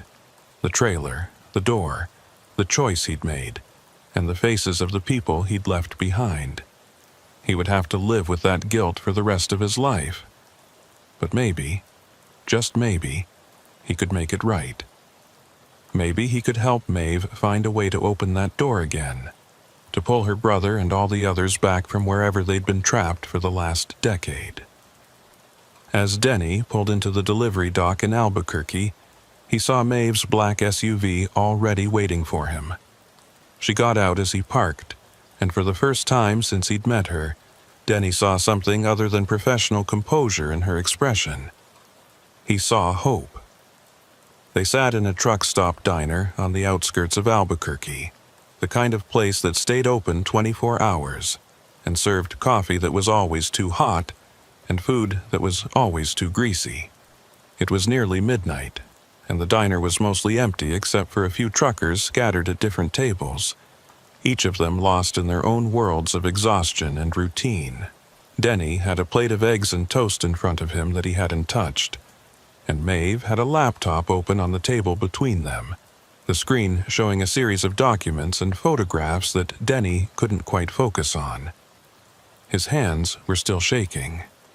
They'd been shaking since he'd climbed down from his truck in the delivery dock, since Maeve had taken one look at him and insisted they go somewhere to talk, somewhere public and well-lit, where whatever haunted Highway 606 couldn't follow them. Denny had wanted to argue, wanted to say that he'd already delivered his load and fulfilled his obligation, and that he just wanted to go home and sleep for a week. But he knew he couldn't do that. Not now. Not when the memories were flooding back. Not when he finally understood what had happened to him 10 years ago. Maeve had been typing on her laptop for the last 10 minutes, occasionally glancing up at Denny and asking him questions about what he remembered, documenting everything he said with the clinical precision of someone who'd been chasing this mystery for years. Denny did his best to answer, to put into words the fragmented images and sensations that were emerging from the dark corners of his memory.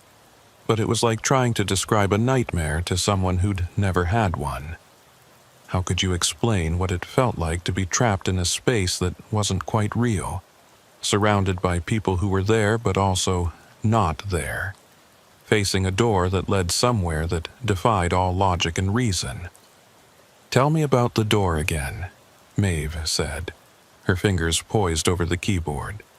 "You said it wasn't there at first, that it just appeared. What did it look like?" Denny closed his eyes, forcing himself to go back to that night, to that terrible moment in the trailer when everything had changed. It was just a rectangle of light at first, like someone had cut a hole in the wall and there was brightness on the other side. But the light wasn't normal. It was too white, too clean, like it was coming from somewhere that didn't have shadows. And it was humming, I remember that. This low vibration that you could feel in your bones. How many of you were in the trailer at that point? 6? No, 7. There were 7 of us. Denny opened his eyes and looked at Maeve. Your brother was one of them, Caleb. He was the first one I met when I woke up in there. He'd been there longer than the rest of us. Had already been trying to figure out what was happening, how we'd gotten there. Maeve's expression didn't change, but Denny saw her jaw tighten slightly. What did Caleb tell you about how he'd ended up in the trailer? He said he'd stopped to help another trucker, saw a rig broken down on the shoulder, pulled over to see if they needed assistance. He remembers walking up to the truck, remembers knocking on the door, and then nothing. Next thing he knew, he was in the trailer with the rest of us, and none of us could figure out how we'd gotten there or where we were. Denny picked up his coffee cup, wrapped his hands around it for warmth, even though the diner was overheated. We tried everything to get out. We banged on the walls, tried to force the doors open, even tried to tear a hole in the floor with our belt buckles. But nothing worked. The metal was too thick, the doors were sealed from the outside, and there were no windows. No way to see where we were or if anyone was coming to help us. We were just stuck there in the dark, with no food, no water, nothing. How long were you in there? I don't know. Time didn't work right in that place. It felt like hours, maybe days, but it could have been minutes for all I know. We lost track. Some of us started to panic, started screaming and crying and saying we were going to die in there. Others got quiet, just sat against the walls with their eyes closed, maybe praying or maybe just trying to preserve their energy. And all the while, we could hear things outside the trailer. Voices, but not human voices. Sounds like wind, but not wind. Footsteps that came and went, but never got any closer. Maeve typed quickly, her fingers flying across the keyboard. And that's when the door appeared? When you were at your lowest point? Yeah, we'd been in there long enough that some of us were getting dehydrated, getting confused. One guy, I don't remember his name, he'd started talking to himself, having conversations with people who weren't there. That's when the light appeared. Just a rectangle on the wall, bright and clean, and somehow inviting despite how wrong it felt. And then the rectangle became a door, an actual door with a handle, and we could see through it to the other side. What did you see? Through the door? Denny was quiet for a long moment, trying to find the words. Nothing, and everything. It was like looking into a space that shouldn't exist, a place between places. There were shapes in there, forms that might have been buildings or might have been something else entirely. And there were sounds, these low harmonic tones that made you feel sick if you listened to them too long. But there was also a path, clear as day, leading away from the door and disappearing into the distance. Like someone had made it specifically for us. Like we were supposed to walk through and follow it wherever it led. Did anyone go through? Not at first. We were all scared, all arguing about what to do. Some of us thought it was a trap, that whatever had put us in the trailer was trying to lure us somewhere worse. Others thought it was our only chance, that we'd die in the trailer if we didn't take the risk. Caleb, your brother, he was the one who finally made the decision. He said he'd go through first, scout it out, see if it was safe, and if it was, he'd come back and get the rest of us. Denny swallowed hard, the memory vivid now, no longer suppressed or distorted. But I stopped him. I said I'd go instead. I was younger, faster, and I'd worked as a volunteer firefighter for a few years, so I knew how to handle dangerous situations. At least that's what I told myself. Really, I just wanted to be the hero. I wanted to be the one who saved everyone. So you went through the door? Yeah, I went through. Denny set down his coffee cup, his hands trembling so badly he was afraid he'd spill it. And the second I stepped through, everything changed. The trailer disappeared behind me, just vanished like it had never been there. I was standing on this path in the middle of that impossible space, and I could hear the others calling to me from somewhere far away, but I couldn't see them anymore. I couldn't see the door. What did you do? I ran. I ran as fast as I could down that path, trying to find a way out, trying to find help. And the further I ran, the more the space changed around me. The shapes started to look more like buildings, like structures, and I started to see things moving in the distance. Figures that might have been human or might have been something else. And I kept running until I saw another light, another door, and I went through it without thinking. Denny looked up at Maeve, saw the intensity in those green eyes, saw how badly she needed to hear this. When I came out the other side, I was standing next to my truck on Highway 666. It was early morning, the sun was just coming up, and everything was normal again.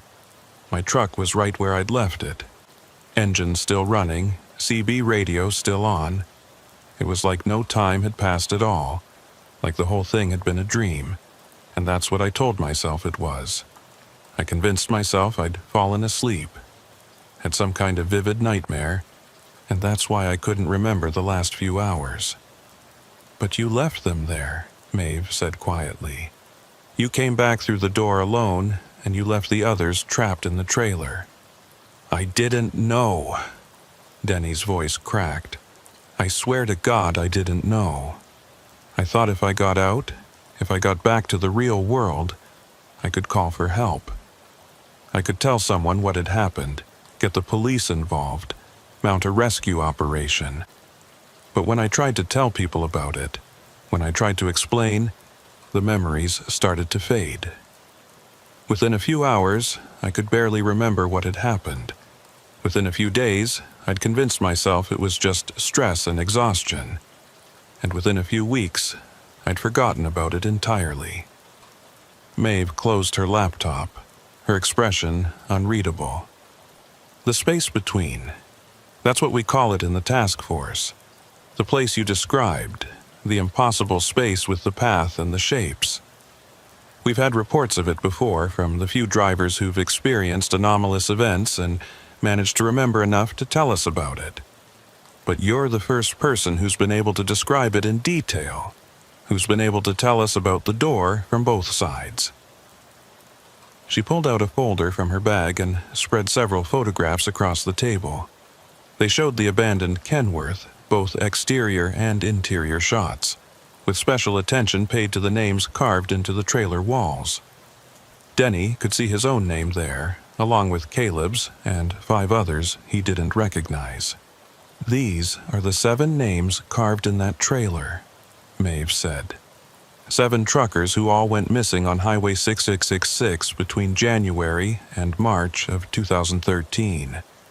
7 people who were never found, who left no trace except their abandoned trucks and these names. 6 of them are still missing. But you came back. Why? Denny asked desperately. Why did I come back and they didn't? What made me different? That's what we need to figure out. Maeve tapped one of the photographs. The door you described, the one that appeared in the trailer and led to the space between, it's not random. Our research suggests it only appears under specific conditions, when certain electromagnetic thresholds are met, and when there are people present who fit a particular psychological profile. Truckers who are isolated, who've been on the road too long, who are vulnerable in some way. She pulled out another document, this one showing a complex chart of dates and locations. Every disappearance on Highway 606 has happened during a specific phase of the solar cycle, when magnetic activity from the sun interacts with the magnetite deposits in the rock formations beneath the highway. It creates a kind of resonance field that can, under the right conditions, open doorways to other spaces, other realities, other dimensions, whatever you want to call them. Denny stared at the chart, trying to make sense of the technical jargon. So, this is all natural? Just some kind of weird geological phenomenon? The doorways might be natural, Maeve said. But what's on the other side isn't. The space between, the figures you saw moving in the distance, the structures that looked like buildings, that's something else entirely. Something that exists alongside our reality, occupying the same space but separated by some kind of dimensional barrier. And when the doorways open, things can move between the 2 spaces, including people. The phantom truck, Denny said, understanding dawning. The thing that's been chasing me, the faces I saw in the cab, that's them. That's your brother and the others, trying to get back, trying to use the doorways to return to our reality. Partially, Maeve said, but it's more complicated than that. When someone gets trapped in the space between, they don't stay static. They change, adapt to that environment, become part of it in ways we don't fully understand. The people you saw in the phantom truck, they're not quite the same as they were when they disappeared. They're caught between 2 states, 2 realities, and they need something from our side to complete their return. What do they need? Maeve looked at him directly. They need the person who left them there to come back and open the door from the other side. They need you, Denny. That's why the voices have been calling to you, why the phantom truck has been chasing you. You're the key. You're the one who can bring them home. Denny felt like he'd been punched in the stomach. You want me to go back. You want me to drive Highway 626 again, find that door, and go through it. I want my brother back, Maeve said, her voice tight with emotion. I want all of them back. And you're the only person who knows how to open the door. Who has the connection to that space that can make it work? You're the only chance they have. I can't, Denny said, shaking his head. I can't go back there. You don't know what it's like, that place, the way it makes you feel. It's wrong in a way I can't even describe. And what if I can't get back? What if I go through the door and end up trapped there like they are? That's a risk, Maeve admitted. But we'll take precautions. We'll monitor you with multiple tracking devices, maintain constant radio contact, and I'll be right there on the highway with a full support team. The moment you signal that you found them, that you have the door open, we'll pull you back. We won't let you get trapped. Denny wanted to say no, wanted to refuse, wanted to go home and forget any of this had ever happened. But he couldn't.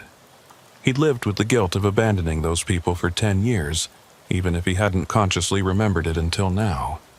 And now that he did remember, now that he knew they were still out there in that terrible space waiting for someone to save them, he couldn't walk away again. When?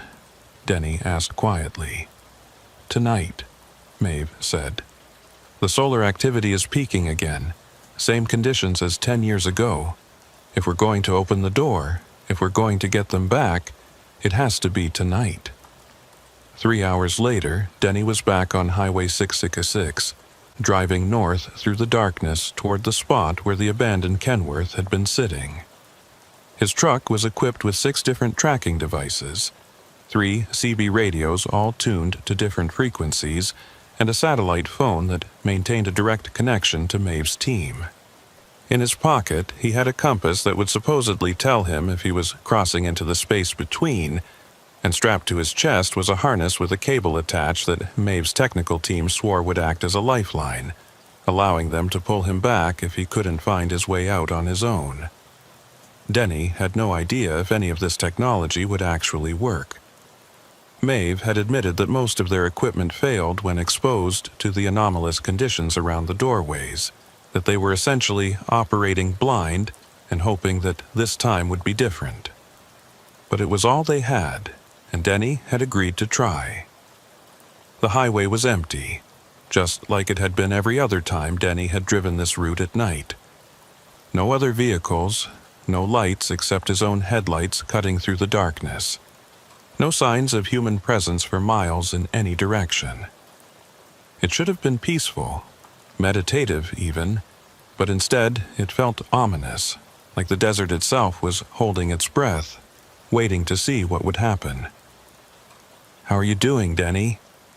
Maeve's voice came through the CB clear and steady.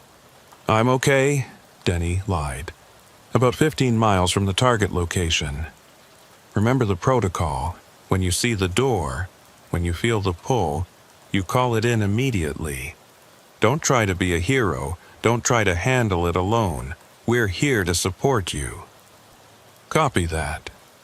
Denny drove on, his hands tight on the steering wheel, his eyes scanning the shoulder for any sign of the abandoned truck. But he knew it wouldn't be there, not physically.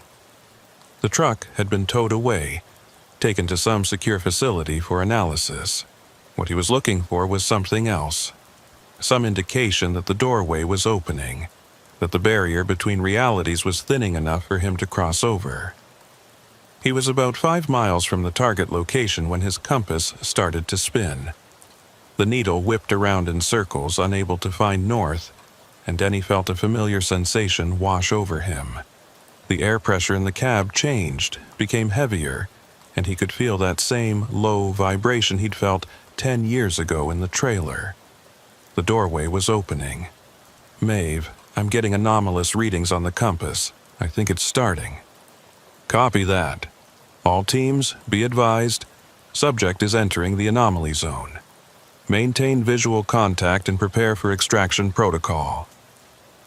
Denny looked in his rearview mirror and saw Maeve's black SUV about a quarter-mile behind him, along with 2 other vehicles that had been following at a distance.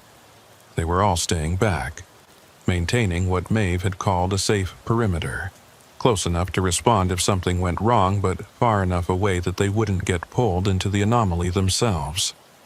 The CB crackled, and Denny heard that familiar chorus of voices, layered and synchronous, speaking as one. "Denny, you came back. We knew you would. We've been waiting." "I'm here," Denny said into the mic, his voice shaking. "I'm here to help. I'm here to bring you home."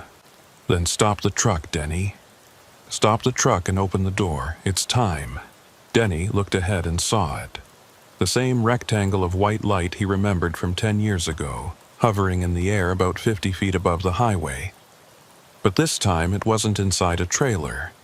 This time it was just hanging there in space. A door to nowhere, bright and clean and impossibly wrong. And standing beneath it, visible in the glow of Denny's headlights, was a figure. It was Caleb, Maeve's brother. He looked exactly as he had 10 years ago, wearing the same clothes, the same expression of desperate hope. He was waving at Denny, motioning for him to stop, to get out of the truck, to come to the door. Denny eased off the accelerator, his heart pounding. This was it. This was the moment. He could keep driving, could refuse to stop just like Maeve had told him to do during the last encounter. Or he could do what he'd come here to do, what he'd promised he would do. He could stop the truck and face the door and try to bring those people home. "I'm stopping," Denny said into the CB, addressing both the voices from the space between and Maeve's team. "I'm going to open the door." "Denny, wait," Maeve's voice came through, urgent and worried. But Denny was already setting his air brake, already killing the engine, already climbing down from the cab. The desert air hit him like a physical force, hot and dry despite the late hour, carrying with it that same smell of metal and diesel and something else, something wrong that made his stomach turn. Caleb was still standing beneath the door, still waving, still pleading silently for Denny to help him. Denny took a step forward, then another, the cable attached to his harness playing out behind him. He could hear Maeve shouting something over the satellite phone, could hear the sounds of vehicles stopping and doors opening as her team prepared to intervene, but it all seemed very far away, muted and distant like he was hearing it through water. "That's it, Denny," the voices said, no longer coming from the CB but from the air itself, surrounding him, penetrating him. "Just a little closer, just a few more steps. Then you can open the door and we can all go home." Denny was about 10 feet from Caleb when he noticed something that made him stop cold. Caleb wasn't casting a shadow. Despite the bright glow of the door above him, despite Denny's headlights shining directly on him, there was no shadow on the ground. And when Denny looked more closely, he realized that Caleb wasn't quite solid. He could see through him, just slightly, like looking at someone through frosted glass. "You're not really here," Denny said, his voice barely above a whisper. "You're still in the space between. This is just a projection, just something you're showing me to get me to open the door." Caleb's expression changed. The hope faded, replaced by something harder, something desperate. "Does it matter? We're trapped, Denny. We've been trapped for 10 years in a place that never ends, walking paths that lead nowhere, surrounded by things we don't understand. We need to get out. We need you to help us get out." "I want to help you," Denny said. "That's why I'm here. But Maeve said the door has to be opened from both sides, that I have to go through to bring you back. Is that true?" Caleb didn't answer. And in that silence, Denny understood. It was a trap. It had always been a trap. The door would open if Denny stepped through it, would allow Caleb and the others to cross over into reality, but Denny would be left behind in the space between, trapped just like they'd been trapped for the last 10 years. The exchange would be permanent. 1 life for 7, Denny's freedom for theirs. "I'm sorry," Denny said, taking a step back. "I'm sorry this happened to you. I'm sorry I left you there 10 years ago. But I can't do this. I can't trade places with you." Caleb's form flickered. becoming less solid. You have to. You owe us. You promised you'd come back. You promised you'd save us. The door above them pulsed, growing brighter, and Denny could feel the pull intensifying, could feel something trying to drag him forward, trying to force him through the doorway. He grabbed the cable attached to his harness and pulled hard, signaling Maeve's team to reel him back in. I know I owe you, Denny said, fighting against the pull. And I'll find another way. Maeve will find another way. But I'm not going through that door. The voices rose to a roar, no longer words, but just raw sound, anger and betrayal and desperation all mixed together. Caleb's projection shattered like glass, breaking apart into fragments that dissolved in the desert air. The door pulsed once more, twice, and then began to shrink, the white light dimming, the rectangle growing smaller and smaller until it was just a pinpoint and then nothing at all. The cable went taut as Maeve's team pulled, and Denny stumbled backward, away from where the door had been, away from the spot where Caleb had stood. His legs gave out and he fell to the ground, his hands scraping on the asphalt, his breath coming in ragged gasps. Behind him, he could hear running footsteps, voices shouting, and then Maeve was there, kneeling beside him, checking to make sure he was okay. I couldn't do it, Denny said, looking up at her. I couldn't save them. Your brother, all of them, they're still trapped there and I couldn't save them. Maeve's expression was complicated, pain and relief fighting for dominance. You did the right thing. If you'd gone through that door, we would have lost you too, and we still wouldn't have a way to get them back. But they're still there. They're still suffering. I know. Maeve helped him to his feet, her grip strong and steady. But now we have more information. We know the door can be opened from this side. We know it requires a specific person with a specific connection to those who are trapped. And we know that trading one life for 7 isn't a viable solution. We'll find another way, Denny. I promise you, we'll find another way. They walked back to Denny's truck together, Maeve's team following behind, already discussing what had happened, already analyzing the data from their instruments. Denny climbed back into his cab and sat there for a long moment, his hands on the steering wheel, looking out at the empty highway stretching ahead into the darkness. He thought about Caleb and the others, trapped in that terrible space for 10 years, waiting for rescue that might never come. He thought about the choice he'd made, to save himself instead of them, and wondered if he'd made the right decision, or if he was just a coward twice over. But he also thought about his daughter, about seeing her again, about having the chance to be a father even if he was only a part-time one. He thought about the life he'd built, imperfect as it was, and about the fact that he still had time to make things right, to find a way to help Maeve rescue her brother and the others without sacrificing himself in the process.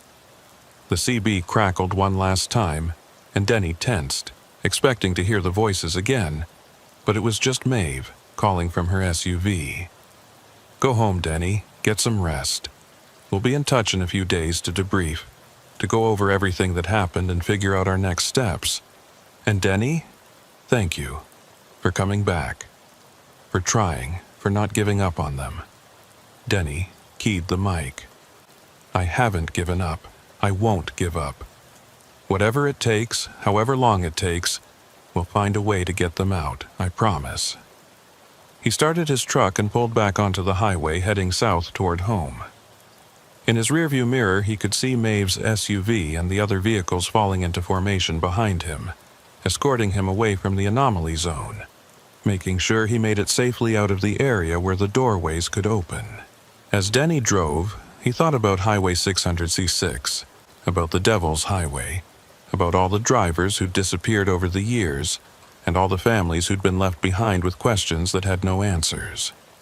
He thought about the space between, that impossible realm that existed alongside reality, and about the things that lived there, the structures and figures and whatever else occupied that terrible place. And he thought about the door, about how it had opened for him twice now, about how it knew his name and his connection to those who were trapped. Maeve had said they'd find another way, but Denny wasn't sure there was another way. Maybe the only solution was the one he'd refused to accept. Maybe the only way to save 7 lives was to sacrifice one. But not tonight. Tonight he would drive home. Tonight he would call his daughter and tell her he loved her. Tonight he would sleep in his own bed and dream of normal things, of roads that didn't lead to impossible places, and trucks that didn't chase you through the darkness with the faces of the dead looking out from their cabs. Tomorrow, or next week, or next month, he would come back to Highway 666. He would work with Maeve to understand the anomalies, to map the doorways, to find some way to rescue her brother and the others without dooming himself in the process.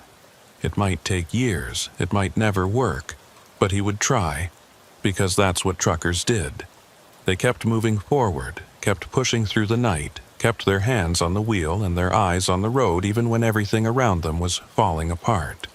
They didn't give up, they didn't quit, they just kept driving, mile after mile, load after load, doing the job that needed to be done.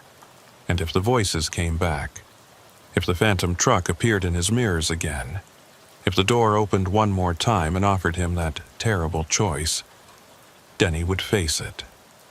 Not tonight, but someday when he was ready, when he'd made his peace with what he'd done and what he'd failed to do. For now, he just drove.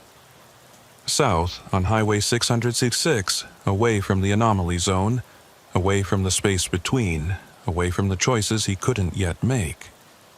The stars overhead were bright and clear. The desert was quiet, and for a little while the world felt almost normal again. But Denny knew better. He'd seen what lurked in the darkness. He'd heard the voices calling his name. He'd looked through the door and seen what waited on the other side, and he knew with absolute certainty that this wasn't over. Not by a long shot.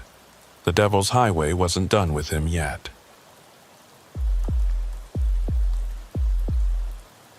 Wade Coltrane had been watching the storm build for the last hour, tracking its progress across the Arizona desert like a predator stalking prey. Dark clouds piled up on the western horizon, anvil-shaped thunderheads that rose so high they seemed to scrape against the ceiling of the sky. Lightning flickered inside them, brief flashes of white light that illuminated the clouds from within, and even from 40 miles away, Wade could see the gray curtain of rain falling beneath the storm system, obscuring everything it touched. It was the kind of storm that made veteran truckers pull over and wait it out, the kind that could flip a fully loaded rig if you were unlucky enough to catch a crosswind at the wrong moment. Wade was 48 years old and had been driving trucks for nearly 30 years, long enough to know when to push through weather and when to find a safe place to park. He'd driven through blizzards in Wyoming, dust storms in West Texas, and once, memorably, through the edge of a hurricane in Louisiana that had nearly torn the doors off his cab. But desert storms were different. They came on fast and hit hard, with winds that could gust up to 70 or 80 miles per hour, and rain so heavy you couldn't see the hood of your own truck. And Highway 666, the stretch of road he was currently traveling, was particularly bad during storm season. The highway ran through open country with no natural windbreaks, no place to hide when the weather turned mean. He checked his GPS looking for the nearest town or truck stop where he could pull off and wait out the storm. The screen showed nothing for the next 60 miles except highway and empty desert, which wasn't unusual for this part of Arizona. The population out here was sparse, scattered across vast distances, with small towns separated by hours of driving through nothing but scrub brush and red rock. Wade knew he should have stopped back in Holbrook, should have grabbed dinner and waited to see if the storm would pass before continuing on. But he'd been behind schedule and his dispatcher had been writing him about delivery times. Now he was going to pay for that decision. The wind hit first, a sudden gust that pushed against the side of Wade's trailer hard enough to make the whole rig shudder. Wade tightened his grip on the steering wheel, his knuckles going white as he fought to keep the truck in his lane. The wind came in waves after that, buffeting the rig from different angles, making it feel like something was physically shoving at him, trying to push him off the road. Wade eased off the accelerator, dropping his speed from 65 down to 45, then down to 30. Better to go slow and stay on the road than push too hard and end up in a ditch. The rain came next, so sudden and so heavy it was like someone had thrown a bucket of water over the windshield. Wade's wipers were on their highest setting, but they could barely keep up, sweeping back and forth in a frantic rhythm that still left more water than glass visible. The road ahead disappeared into a wall of gray, and Wade found himself driving almost blind, navigating by the faint white line at the edge of the pavement and hoping to God there was nothing stopped in his lane.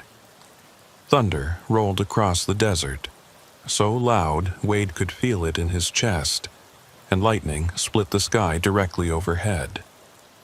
The flash was bright enough to leave afterimages burned into Wade's retinas, and for a moment he was completely disoriented, unsure which direction he was facing or if he was even still on the road.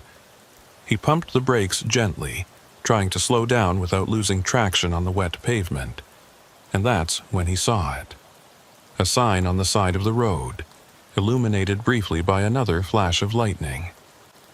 It was old and weathered, the kind of sign that had been standing beside highways since the 1950s, and it read, Desert Rose Motel, 2 miles, vacancy. Wade had driven Highway 666 dozens of times over the years, and he'd never seen that sign before. Never heard of any motel called the Desert Rose in this area. But then again, visibility was terrible, and he was focused on just keeping his truck on the road, so maybe he'd missed it on previous trips. And right now, with the storm getting worse by the minute and his visibility down to almost nothing, Wade didn't much care whether he'd seen the sign before or not. He just needed to get off the highway before he lost control of the rig or ran into something he couldn't see. 2 miles later, right where the sign had promised, Wade saw lights glowing through the rain.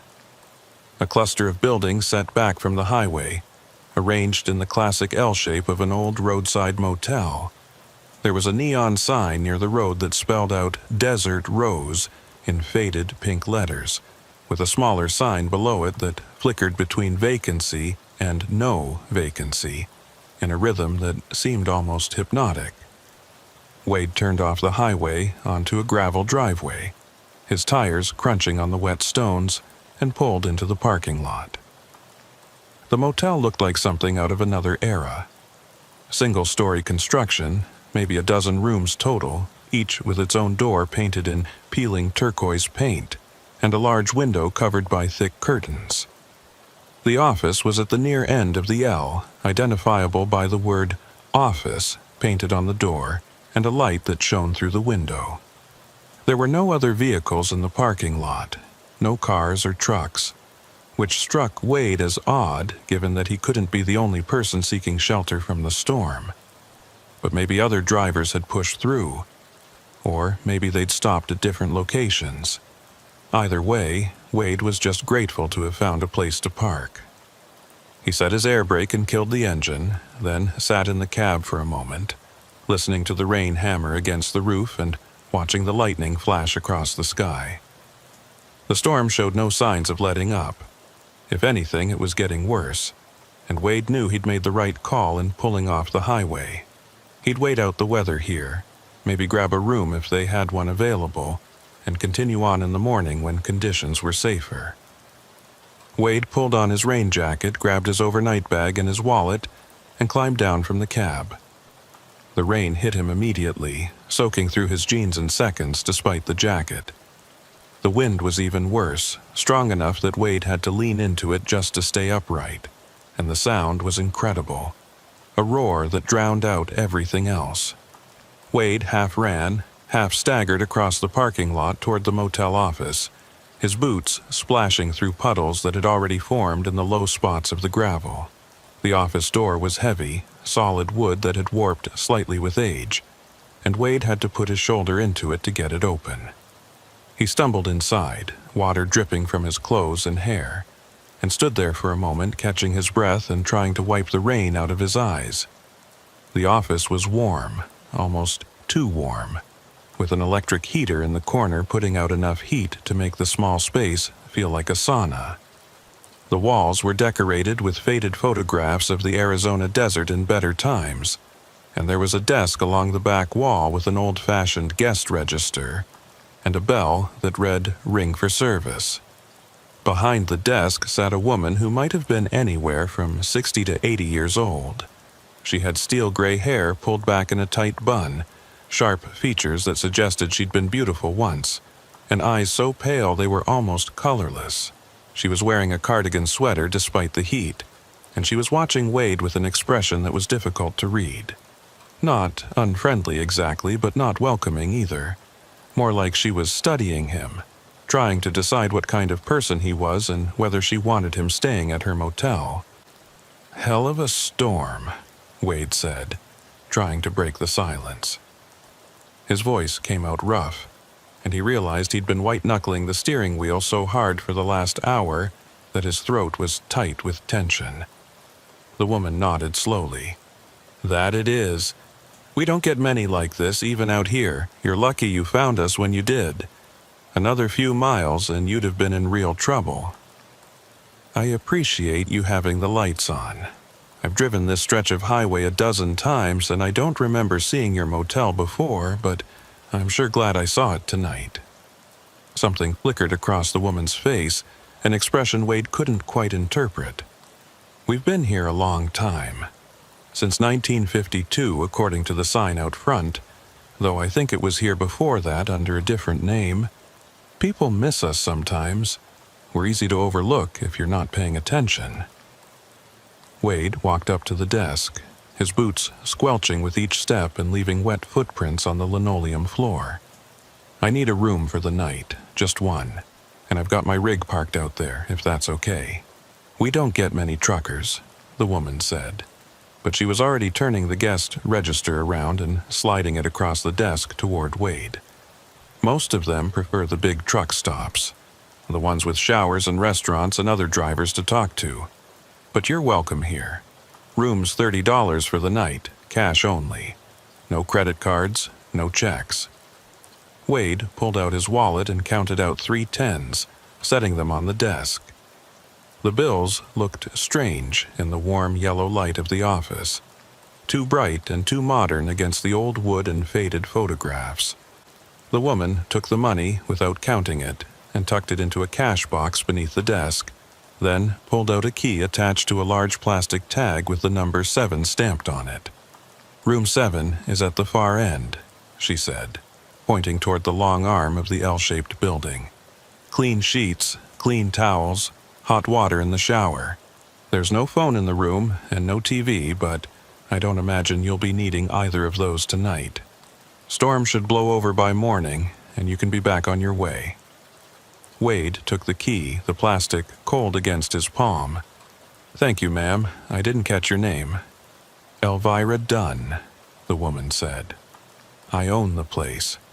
Have for the last 30 years since my husband passed. If you need anything during the night, anything at all, you just come knock on this door. I live in the apartment in the back, and I'm a light sleeper." "I appreciate that, Mrs. Dunn. I'm Wade Coltrane." "I know," Elvira said, and there was something in the way she said it that made Wade pause. But before he could ask what she meant, she was already turning away, already pulling out a ledger book and making notes in it with a pen that looked like it had been used for decades. Wade stood there for a moment, waiting to see if she would explain, but Elvira seemed to have forgotten he was there. So Wade just nodded, even though she wasn't looking at him, and pushed back out into the storm. The rain was coming down even harder now, and the wind had shifted direction, driving the water horizontally across the parking lot. Wade could barely see room 7 through the downpour, but he managed to navigate his way there, using the numbers on the doors as a guide. The key turned smoothly in the lock, and Wade pushed open the door to room 7. The interior was exactly what he'd expected from a motel that had been built in the 1950s and hadn't been updated much since. A double bed with a faded floral bedspread, a nightstand with a lamp that had a shade decorated with a pattern of desert flowers, a small dresser with a mirror mounted above it, and a door that presumably led to the bathroom. The walls were wood paneling, dark with age, and the carpet was a rust-orange color that had probably been fashionable at some point in the distant past. But it was clean, just like Elvira had promised, and it was dry and warm, which was all Wade really cared about at the moment. He set his overnight bag on the bed, shrugged out of his wet jacket and hung it on a hook by the door, and sat down to pull off his boots. Outside, the storm continued its assault on the desert. Thunder rolling and lightning flashing and rain pounding against the window like it was trying to break through the glass. Wade walked over to the window and pulled back the curtain slightly, looking out at the parking lot. His truck was still there, dark and silent in the storm, rain streaming down its sides. And that's when Wade noticed something that made him frown. There was another vehicle in the parking lot now, parked 3 spaces down from his truck. A sedan, dark blue or maybe black. It was hard to tell in the poor light. Wade hadn't seen any other vehicles when he'd pulled in, and he was certain the parking lot had been empty. But there it was, unmistakable. And as Wade watched, he saw the driver's side door open and a figure get out. It was a man, tall and thin, wearing a long coat that flapped in the wind. He stood beside his car for a moment, apparently unbothered by the rain, just standing there looking at the motel like he was studying it, or maybe deciding whether to come inside. Then, moving with an odd, deliberate gait, he walked toward the office. Wade watched until the man disappeared from view, blocked by the angle of the building, and then let the curtain fall back into place. Wade told himself there was nothing strange about another person seeking shelter from the storm. This was a motel, after all, a place specifically designed for travelers to stop and rest. But something about the man's movements, about the way he'd just stood there in the rain without seeming to notice it, bothered Wade in a way he couldn't quite articulate. It reminded him of something, some other time he'd seen someone move like that. But the memory was elusive, sliding away every time Wade tried to focus on it. He was probably just tired, Wade decided. Tired and on edge from fighting the storm and from the general stress of being behind schedule and worrying about delivery times. The man in the parking lot was just another traveler, nothing more, and Wade was letting his imagination run away with him. He needed sleep, needed to get out of his wet clothes and into bed and rest for a few hours before the morning came and he had to get back on the road. Wade went into the bathroom and found that it was exactly as dated as the rest of the room, with pink tile and a pedestal sink and a shower stall that looked like it had been installed sometime during the Eisenhower administration. But the water was hot, just like Elvira had promised, and Wade stood under the spray for a long time, letting the heat soak into his muscles and wash away the tension of the drive. When he finally shut off the water and stepped out, he felt almost human again, almost ready to face whatever tomorrow would bring. He dried off with one of the thin white towels stacked on a shelf above the toilet, then pulled on a clean t-shirt and sweatpants from his overnight bag. The bed looked inviting, the mattress probably not great, but certainly better than trying to sleep in his truck, and Wade was exhausted enough that he probably could have slept on a pile of rocks. He turned off the overhead light, leaving just the lamp on the nightstand burning, and climbed under the covers. That's when he heard the footsteps outside his door. Not hurried, not slow, just steady and deliberate. Someone walking along the covered walkway that ran in front of all the motel rooms. Wade listened as the footsteps approached room 7, slowed as they passed, and then continued on toward the end of the building. He heard a door open and close, the sound muffled by the walls and the rain but still audible. The man from the parking lot, Wade assumed, checking into his own room. Nothing unusual about that. But the footsteps didn't stop.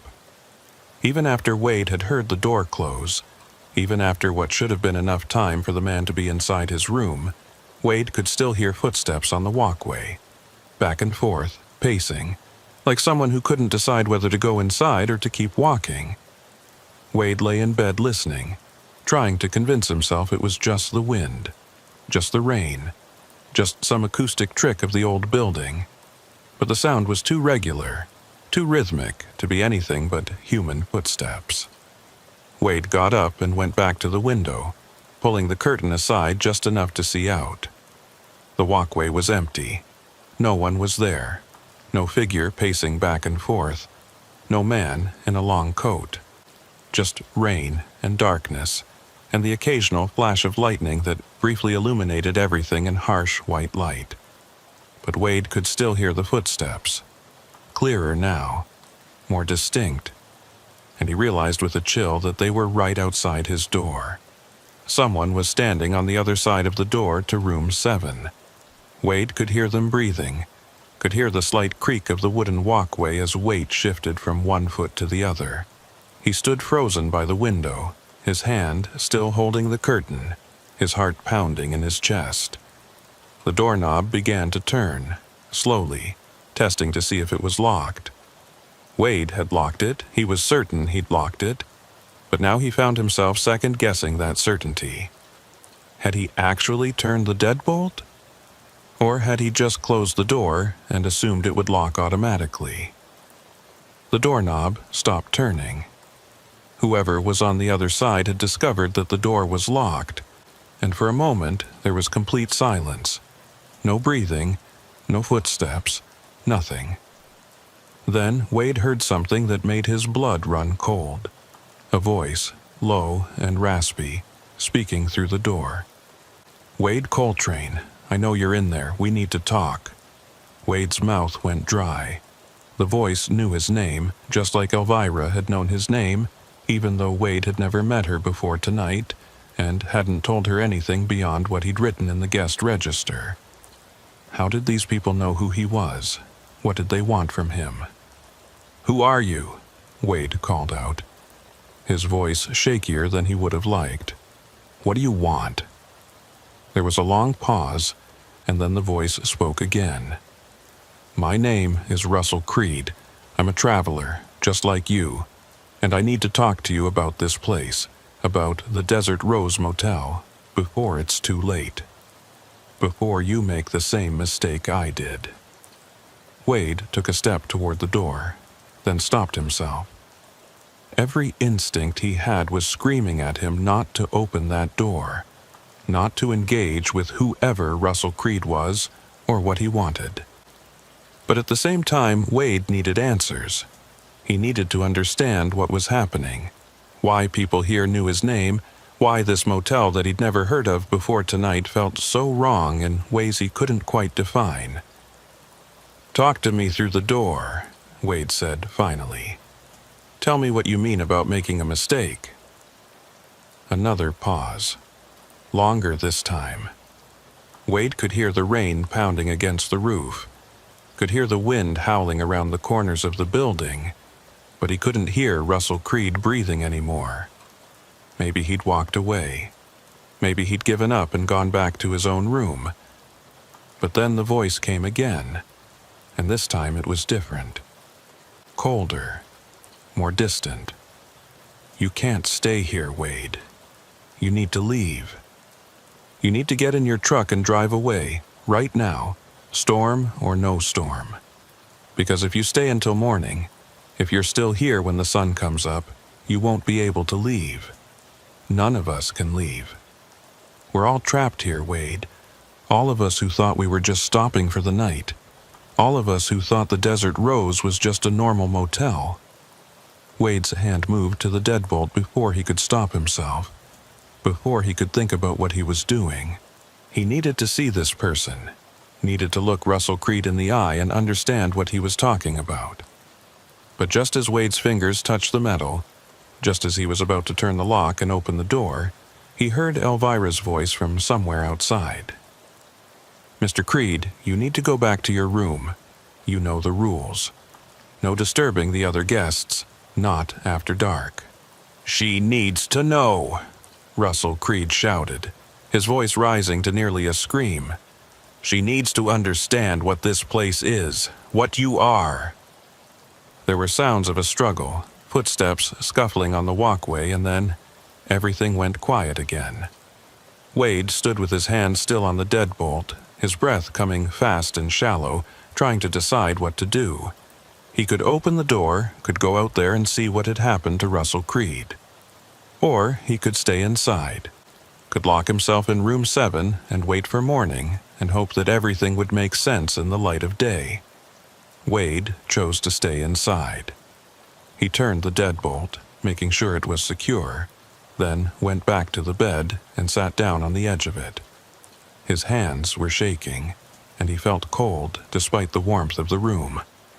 Something was very wrong with the Desert Rose Motel, something that went beyond just an odd atmosphere or strange guests. Russell Creed had said they were all trapped here, that no one could leave once morning came. That was insane, impossible, the kind of thing that only happened in horror movies or bad dreams. But Wade couldn't shake the feeling that Russell Creed had been telling the truth. And now Wade had to decide whether to trust that warning, whether to go back out into the storm and risk his life driving in conditions that could flip his truck, or whether to stay here in this room and find out in the morning what Russell Creed had meant about being trapped. Wade looked at the door, at the deadbolt that seemed suddenly inadequate, and made his decision. He would wait until the storm let up a bit, until he could see well enough to drive safely, and then he would leave. He wouldn't wait for morning. He wouldn't take the chance that Russell Creed's warning was real. He would get out of the Desert Rose Motel while he still could. But for now, he was stuck here, at least for a few more hours, in a room that no longer felt safe, in a motel that shouldn't exist, listening to the storm rage outside and wondering what would happen when morning finally came. Wade sat on the edge of the bed for what felt like hours, listening to the storm and watching the door, half expecting Russell Creed to come back and try the handle again. But the walkway outside remained quiet except for the drumming of rain and the occasional crack of thunder that rattled the windows in their frames.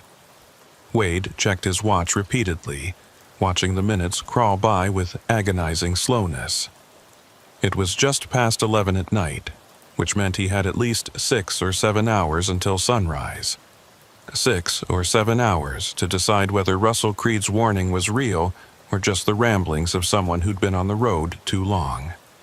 Wade tried his cell phone, hoping to call his dispatcher or maybe even the police, anyone who could tell him something about this motel or confirm that it was a legitimate business and not whatever Russell Creed seemed to think it was. But his phone showed no signal, not even a single bar, which wasn't surprising given how remote this area was and how bad the weather had gotten. He was completely cut off from the outside world, alone in this room with nothing but his own thoughts and the growing certainty that something was very wrong with the Desert Rose Motel. Around midnight, Wade decided he couldn't just sit there any longer. He needed to do something, needed to gather information, needed to understand what he was dealing with. If Russell Creed was right, if this place really was some kind of trap, then Wade needed to know what he was up against before he could figure out how to escape. And if Russell Creed was just crazy, if this was all just paranoia and coincidence, then Wade needed to confirm that so he could get some sleep and not waste the rest of the night jumping at shadows. Wade pulled his boots back on, laced them tight, and shrugged into his still damp jacket. He unlocked the deadbolt as quietly as he could and eased open the door, peering out into the storm. The walkway was covered by an overhang that provided some protection from the rain, but the wind was still strong enough to drive water in at an angle, leaving puddles on the concrete. Wade could see 5 or 6 other room doors from where he stood, all of them closed, all of them dark. No lights showing through the windows, no signs of activity. It was as if he and Russell Creed were the only guests at the Desert Rose, which seemed unlikely during a storm this severe. Wade stepped out onto the walkway, pulling the door closed behind him but not locking it. He wanted to be able to get back inside quickly if he needed to. The wind immediately tried to tear the jacket off his back, and Wade had to hold it closed with one hand while using the other to steady himself against the wall. He moved along the walkway toward the office, his boots making soft splashing sounds in the standing water, his eyes scanning the darkness for any sign of movement. The office was still lit, warm yellow light spilling out through the window and onto the parking lot. Wade could see Elvira through the glass, sitting at her desk exactly as she had been when he'd checked in, writing in that ledger book with the same pen. She looked up as Wade approached, her pale eyes tracking his movement, but she didn't smile or wave or show any reaction at all.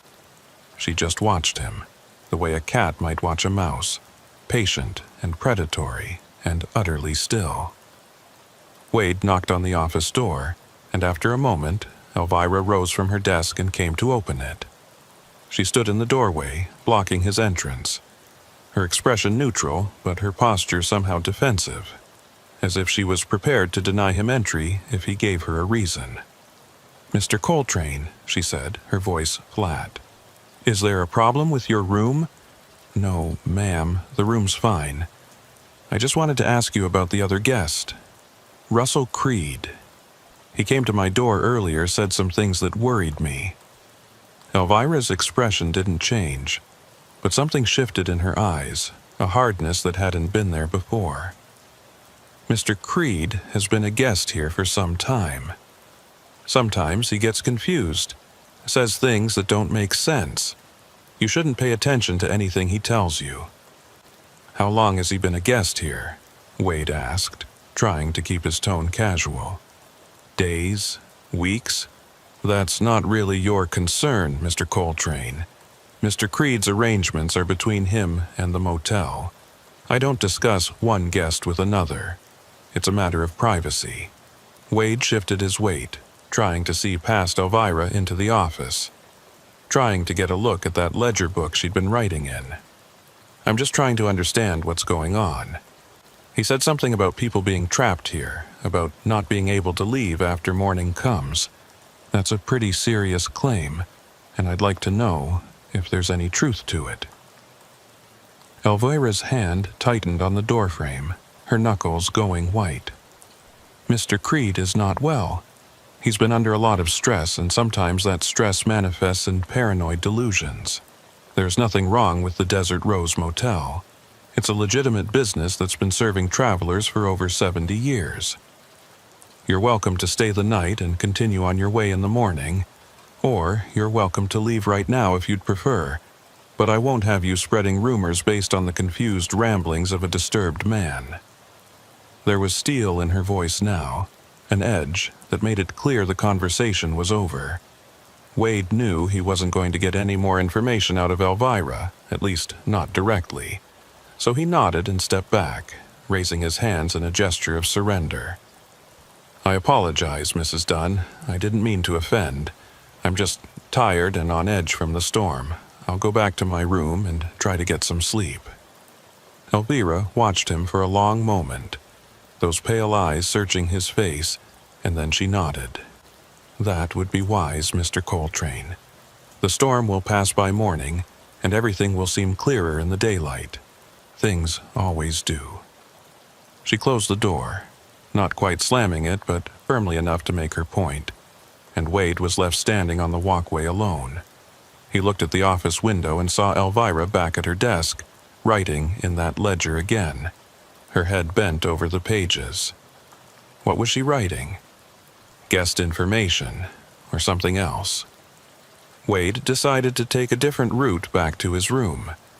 Instead of retracing his steps along the walkway, he cut across the parking lot using the storm as cover, moving between the few parked vehicles. His truck was still there, untouched, water streaming down its sides. The dark sedan was there too, and as Wade passed it, he tried the door handle, found it locked, and peered through the rain-streaked windows, The interior was empty, except for a road atlas on the passenger seat and what looked like a duffel bag in the back. Nothing unusual. Nothing that would tell him who Russell Creed really was or why he was here. Wade continued around the L-shaped building, counting the room numbers as he went. Room 1, Room 2, Room 3, all dark, all silent. Room 4 had a light on, visible through a gap in the curtains, and Wade moved closer, trying to see inside without being too obvious about it. Through the gap, he could see a man sitting on the edge of a bed, hunched over with his head in his hands. The man was wearing a plaid shirt and jeans, and his hair was dark and unkempt. Russell Creed, Wade assumed, though he couldn't be certain from this angle. Wade was about to move on when the man looked up, and for just a moment their eyes met through the window. Russell Creed's face was gaunt, almost skeletal, with hollow cheeks and dark circles under his eyes that made him look like he hadn't slept in weeks. But it was the expression on his face that made Wade's breath catch in his throat. Pure terror. Absolute, soul-deep fear. The kind of expression you saw on people who'd witnessed something so horrible their minds couldn't process it. Russell Creed mouthed something, his lips moving in an exaggerated way so Wade could read them through the glass. "Get out, now, before she comes back." Before Wade could respond, before he could knock on the window or try to communicate back, the light in room 4 went out, just clicked off, plunging the room into darkness, and Wade could no longer see Russell Creed or anything else inside. He stood there in the rain for a moment, his heart pounding, trying to decide what to do. Should he knock on the door? Try to force his way inside and talk to Russell face to face? Or should he take the man's advice and get the hell out of the Desert Rose while he still could? Wade chose a middle path. He would check the rest of the motel, see if there were any other guests, any other vehicles, anything that would help him understand what was happening here. Then he would make his decision about whether to stay or go. He continued his circuit around the building, past room 5, which was dark, past room 6, which was also dark, until he reached room 7, his own room. The door was still closed, the way he'd left it, but Wade could have sworn he saw movement through the window, a shadow passing in front of the curtains. Wade froze, his hand moving instinctively to his pocket where he kept a folding knife. He always carried it when he was on the road, more as a tool than a weapon, but right now he was glad to have it. Someone was in his room. Either they'd picked the lock or they'd used a master key, but someone had gotten inside while Wade was out investigating, and now they were in there doing God knows what. Wade approached the door slowly, quietly, trying not to make any sound that would alert whoever was inside. He pressed his ear against the wood and listened. There were footsteps inside the room, slow and deliberate, moving from the bed area toward the bathroom. Wade heard the bathroom door open and close, heard water running in the sink, and then silence. Whoever was in there, they were taking their time, not rushing, acting like they had every right to be in Wade's room. Wade unlocked the door as quietly as he could and pushed it open fast, stepping inside with his knife already out and open, ready to defend himself if necessary. The room was empty. The bathroom door was open, the light was off, and there was no sign that anyone had been there. But Wade could smell something, a scent that hadn't been in the room before. Perfume, old-fashioned and heavy, the kind his grandmother used to wear. And there, on the nightstand beside the lamp, was something that definitely hadn't been there when Wade left. A photograph in a tarnished silver frame. Wade picked up the photograph, his hands trembling slightly. It showed a group of people standing in front of the Desert Rose Motel, maybe 15 or 20 of them, all dressed in clothing from what looked like the 1950s or early 1960s. The women wore dresses with full skirts and the men wore suits with thin ties, and they were all smiling at the camera like they were at some kind of celebration. In the center of the group stood a younger version of Elvira Dunn, her hair dark instead of gray, her face unlined and beautiful. She was holding hands with a man who must have been her husband, and they both looked radiantly happy. But it was the other people in the photograph that made Wade's blood run cold. Because standing just behind Elvira, slightly out of focus but still clearly visible, was Russell Creed. He was wearing the same plaid shirt Wade had just seen him in through the window of room 4, and he had the same gaunt, terrified expression on his face. And scattered throughout the group, mixed in among the smiling people in their vintage clothes, were other figures who looked wrong somehow, out of place, their faces slightly blurred like they'd moved while the camera shutter was open. Wade set the photograph back down on the nightstand and took a step back. This didn't make sense. If the photograph was from the 1950s or 1960s, then Russell Creed would have to be in his 70s or 80s by now, not the middle-aged man Wade had seen through the window.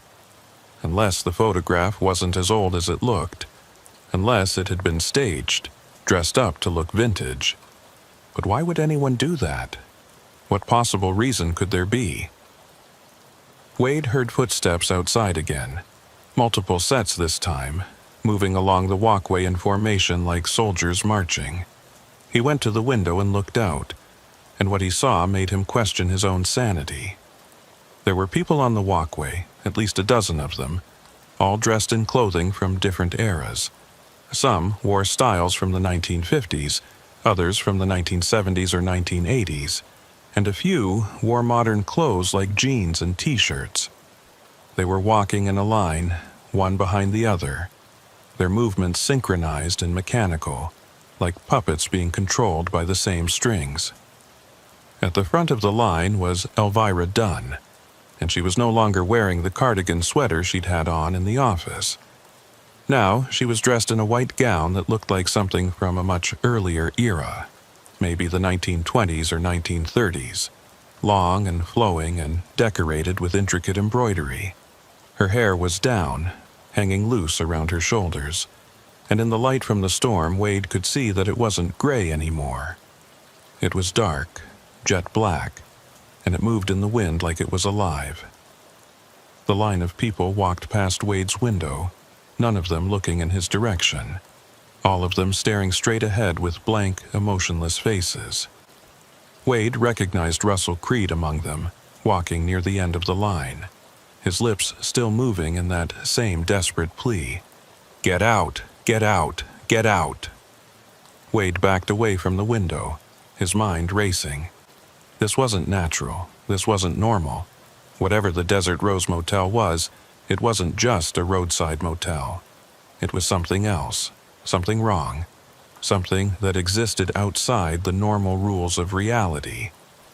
And Wade was trapped here until the storm passed, trapped with Elvira and Russell Creed and all these other people who shouldn't exist, who couldn't exist. He needed to leave. Right now. Storm or no storm, visibility or no visibility, Wade needed to get in his truck and drive away from this place as fast as he could. He grabbed his overnight bag, threw his few belongings into it, and moved toward the door. But before he could open it, before he could step out onto the walkway, he heard Elvira's voice. Not from outside, but from inside the room, speaking directly into his ear, even though he could see she wasn't there. "You can't leave yet, Mr. Coltrane. The storm hasn't passed. You're not ready to leave." None of them were ready when they tried to leave. That's why they're still here. That's why they'll always be here. Wade spun around, looking for the source of the voice, but the room was empty. Just him and the bed and the photograph on the nightstand. He grabbed the photograph and looked at it again, and this time he noticed something he'd missed before. In the background of the image, parked in what looked like the exact same spot where Wade had parked his truck, was an 18-wheeler. It was an old-style rig, the kind that hadn't been manufactured since the 1970s, but it was unmistakably a commercial truck. And standing beside it, visible through the truck's windshield, was a man who looked exactly like Wade. No, not exactly like Wade, but similar enough to be his father, or his grandfather. Someone from his family, someone who'd been a trucker, someone who'd stopped at the Desert Rose Motel on Highway 666 and never left. Wade's hands were shaking so badly he almost dropped the photograph. He set it down carefully on the nightstand and backed toward the door, his breath coming in short gasps. This was impossible. This was insane. But it was happening, it was real, and Wade needed to accept that if he was going to have any chance of surviving. The door burst open before Wade could reach it, and Russell Creed stumbled inside, his clothes soaked through with rain, his eyes wild. He grabbed Wade by the shoulders, his fingers digging in painfully, and pulled him close. "You have to listen to me," Russell gasped. "I know you think I'm crazy, I know I sound insane, but I've been here for 3 years. 3 years, Wade. I stopped one night during a storm, just like you did, and I've been trying to leave ever since. Every morning, I get in my car, I start the engine, I drive toward the highway, and every time I end up back here. The road just loops around, no matter which direction I go, and I always end up back at the Desert Rose." Wade tried to pull away, but Russell's grip was iron. "That's impossible. Roads don't work like that. There has to be a way out." "There is a way out," Russell said, his voice dropping to a whisper. "But you have to leave before sunrise. Once the sun comes up, once morning breaks, the spell or curse or whatever the hell this is becomes permanent. You become part of the motel, part of Elvira's collection. All these people you saw walking on the walkway, they all made the same mistake. They all stayed until morning, and now they can't leave. They're bound here, trapped, walking the same paths over and over for eternity." "How do you know this?" Wade demanded. "How do you know any of this is true?" "Because I've watched it happen." Russell released Wade and stumbled backward, his hands going to his head. "I've watched new guests arrive, watched them check in, watched them stay the night. And in the morning, they're different. They're hollow. They join the procession, walking with Elvira and the others, and they never leave. But I haven't stayed until morning yet. I've always managed to stay awake, always managed to fight the pull. That's why I can still talk to you, still warn you, because I haven't given in yet." Wade looked at Russell, at the exhaustion in his eyes, at the way his whole body was shaking. The man was clearly at the end of his rope, barely holding on, and Wade realized that Russell was telling the truth. He really had been here for 3 years, really had been fighting to stay awake night after night, resisting whatever force was trying to claim him. "What about you?" Wade asked. "Why don't you leave now, with me? We'll both get out of here." Russell laughed, a bitter, broken sound. "I told you, I've tried. Every day I try. But I can't do it alone. I need someone else, someone new, someone who isn't bound yet. You have to leave, Wade. You have to get in your truck and drive away, and you have to do it before sunrise. Don't look back. Don't stop. Just drive until you're miles away from here, and maybe, just maybe, you'll break free. What happens to you if I leave?" Russell's expression crumbled. "I don't know. Maybe I become like them? Maybe I join the procession, or maybe I just fade away, cease to exist. But either way, it's better than this. Better than being trapped in this endless loop, watching people arrive and never leave, knowing that eventually I'll give in and join them." Wade wanted to argue, wanted to say he wouldn't leave Russell behind, but he knew there wasn't time. The storm was still raging outside, but it would pass eventually, and when it did, morning would come. Wade had maybe 4 or 5 hours at most. He needed to go now, while he still could. "I'm sorry," Wade said. and he meant it. "I'm sorry I can't help you." "You can help me," Russell said quietly. "You can leave. You can prove that it's possible. That's all I need to know, that someone made it out." Wade grabbed his overnight bag, took one last look at the photograph on the nightstand, and headed for the door. Russell didn't try to stop him, didn't say anything else, just stood in the middle of the room with his shoulders slumped and his eyes closed, looking like a man who'd already given up. Wade wanted to say something, wanted to offer some words of comfort or hope, but there was nothing to say. So he just left, stepping out onto the walkway and into the storm. The wind hit him immediately, stronger than before, nearly knocking him off his feet. Wade leaned into it and pushed forward, moving toward the parking lot where his truck waited. The line of people was still there, still walking in their synchronized procession, and as Wade passed them he could see their faces more clearly. They were all blank, expressionless, like mannequins that had been given the ability to walk, but not to think or feel. And at the front of the line, leading them, was Elvira. She turned her head as Wade passed, those pale eyes locking onto his, and she smiled.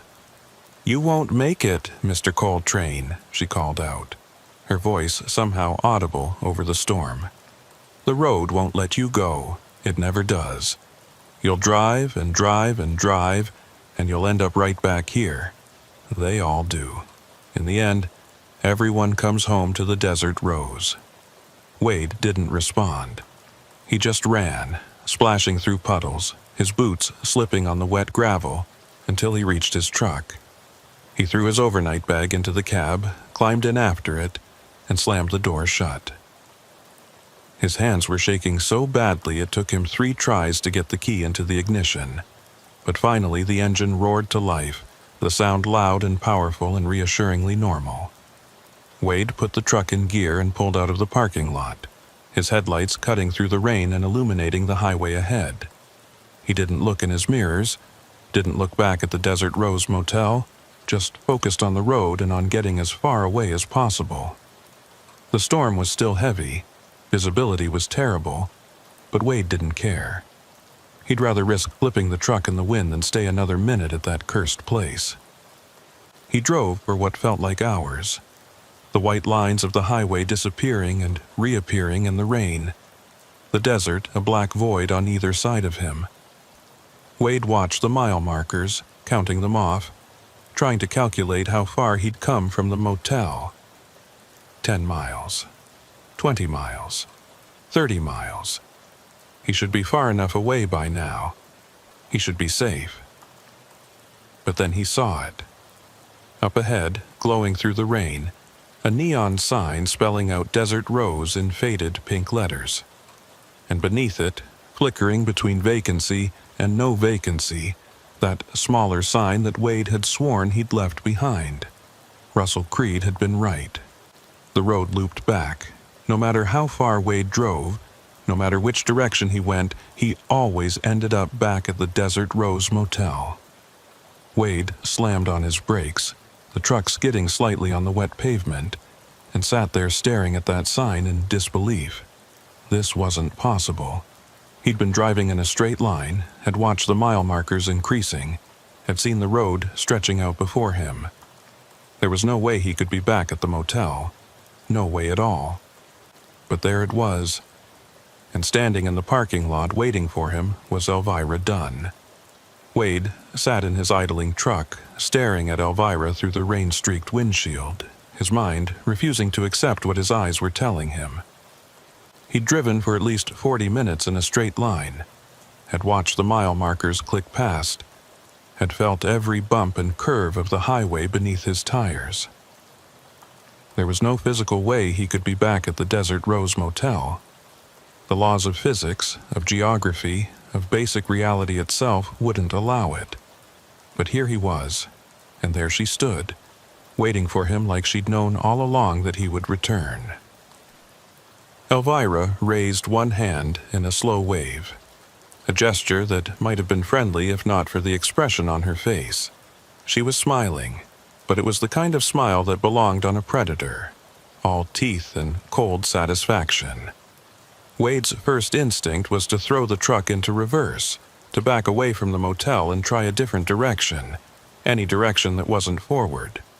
But even as the thought formed, he knew it was pointless. Russell Creed had tried every direction, had tried every possible combination of turns and routes, and he'd always ended up back here. The Desert Rose wasn't just a motel. It was a trap, and the trap had closed around Wade the moment he'd pulled into the parking lot. Wade killed the engine and climbed down from the cab.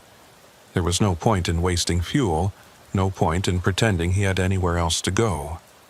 The rain was still coming down hard, and lightning split the sky overhead, illuminating Elvira's white gown so that for a moment she looked like a ghost, ethereal and otherworldly.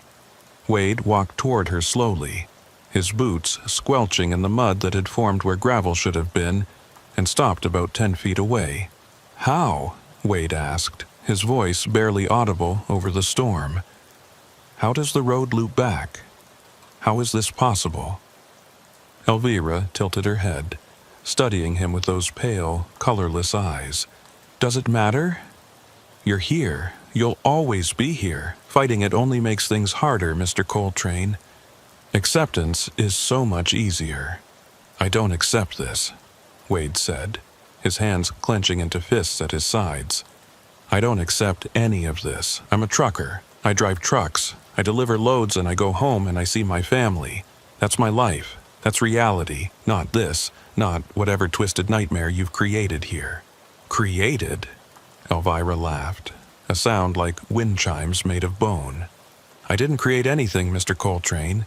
The Desert Rose has always been here, long before I arrived, long before my husband bought this property in 1952 and thought he could make something of it.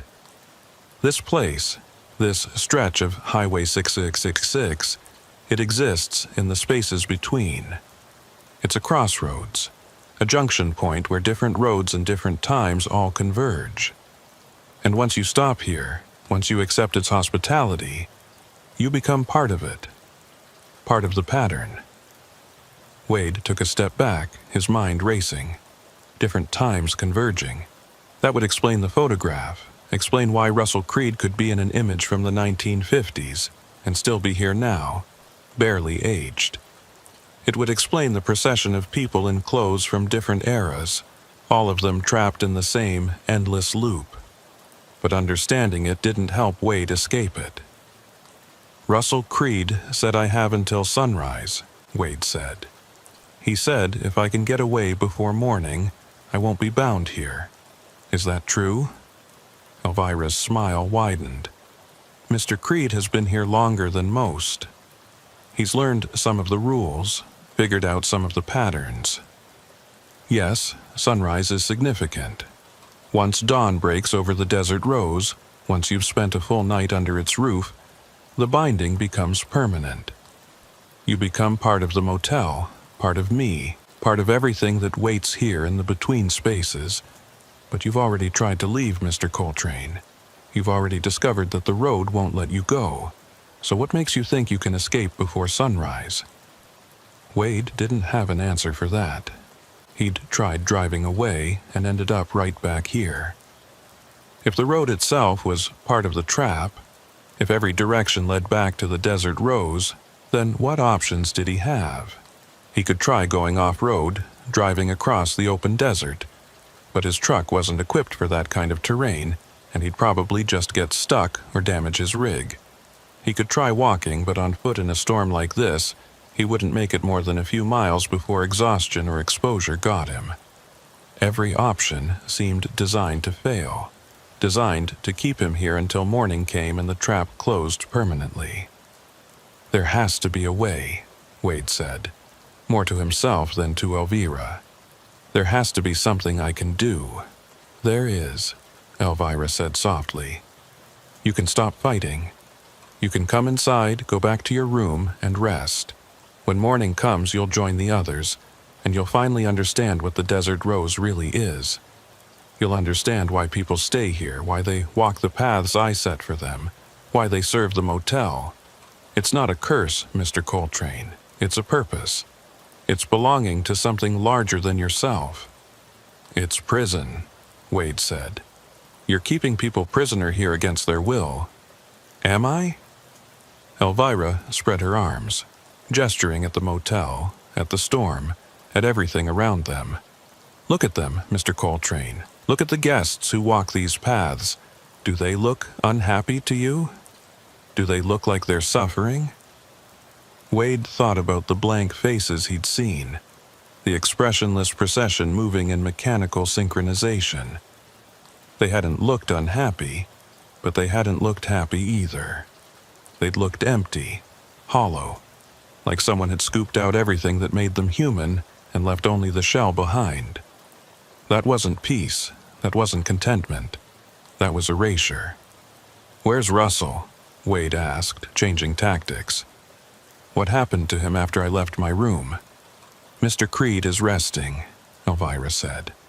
He's been fighting for so long, resisting for so long. Tonight, I think he'll finally give in. Tonight, I think he'll finally accept his place here. I want to see him. Why? So he can fill your head with more desperate schemes? So he can convince you there's still hope when there isn't. Mr. Creed has been here for 3 years, and in all that time he hasn't managed to leave. What makes you think you'll succeed where he's failed? Because I have to, Wade said simply. Because I have a life out there.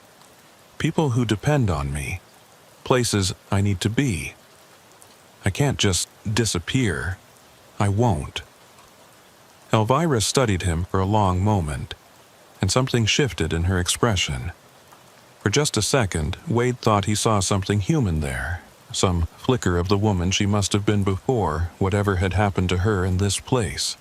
But then it was gone, replaced by that cold, predatory smile. Very well, Elvira said. You want to see Mr. Creed? Room 4. But I warn you, Mr. Coltrane, he's not the man you spoke to earlier. The night has been hard on him, very hard indeed. Wade didn't wait for further permission. He turned and walked toward room 4, his boots splashing through puddles, the rain soaking through his jacket and chilling him to the bone. He could feel Elvira watching him, could feel her eyes on his back like a physical weight, but he didn't look back. He just kept walking until he reached room 4 and pounded on the door.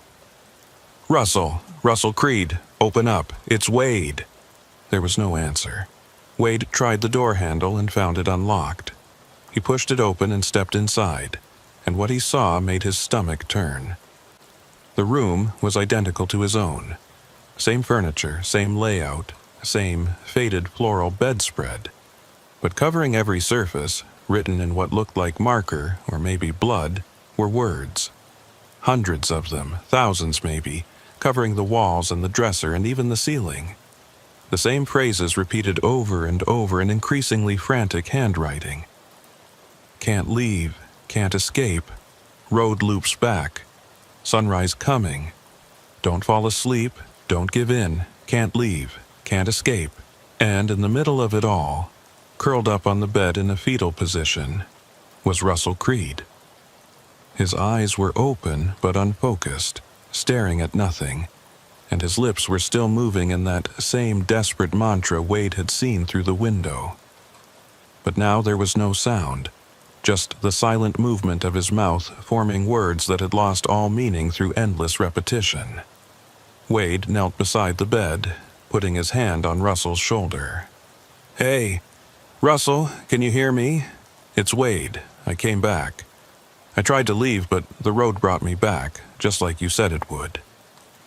Russell's eyes shifted slightly, focusing on Wade's face, and for a moment there was recognition there. His hand shot out and grabbed Wade's wrist with surprising strength, pulling him closer. 3 years, Russell whispered, his voice barely audible. 3 years I've been writing on these walls. 3 years I've been trying to map it, trying to understand the pattern, and I finally figured it out, Wade. I finally understand how the trap works. Tell me, Wade urged. Tell me how to break it. Russell's grip tightened painfully. You can't break it, not from inside. The desert rose exists in a pocket, a fold in space and time. Every road that leads away from here just curves back into itself, like a Mobius strip. You drive forward, but you're actually driving in a circle so tight you can't perceive the curve. That's why you end up back here. That's why everyone ends up back here. Then how do I get out? There has to be a way. You said sunrise was the key, that I could escape before dawn. That's what I thought, Russell said, his eyes filling with tears. That's what I believed for 3 years. But I was wrong, Wade. I was wrong about all of it. There is no escape. There is no way out. The only way to leave the desert rose is to become part of it, to let it absorb you, to join the procession and walk Elvira's paths until you forget you were ever anything else. Wade felt something break inside him, some last vestige of hope crumbling into dust. No, I don't accept that. There has to be something, some way to fight back. Russell released Wade's wrist and rolled over, turning his back to him. Fight then. Fight all you want. I'm done fighting. When the sun comes up, I'm going to walk outside and join the others. At least then the struggling will stop. At least then I'll have peace. Wade stood up, backing away from the bed, his mind reeling. Russell had given up. After 3 years of resistance, 3 years of trying to find a way out, he'd finally surrendered.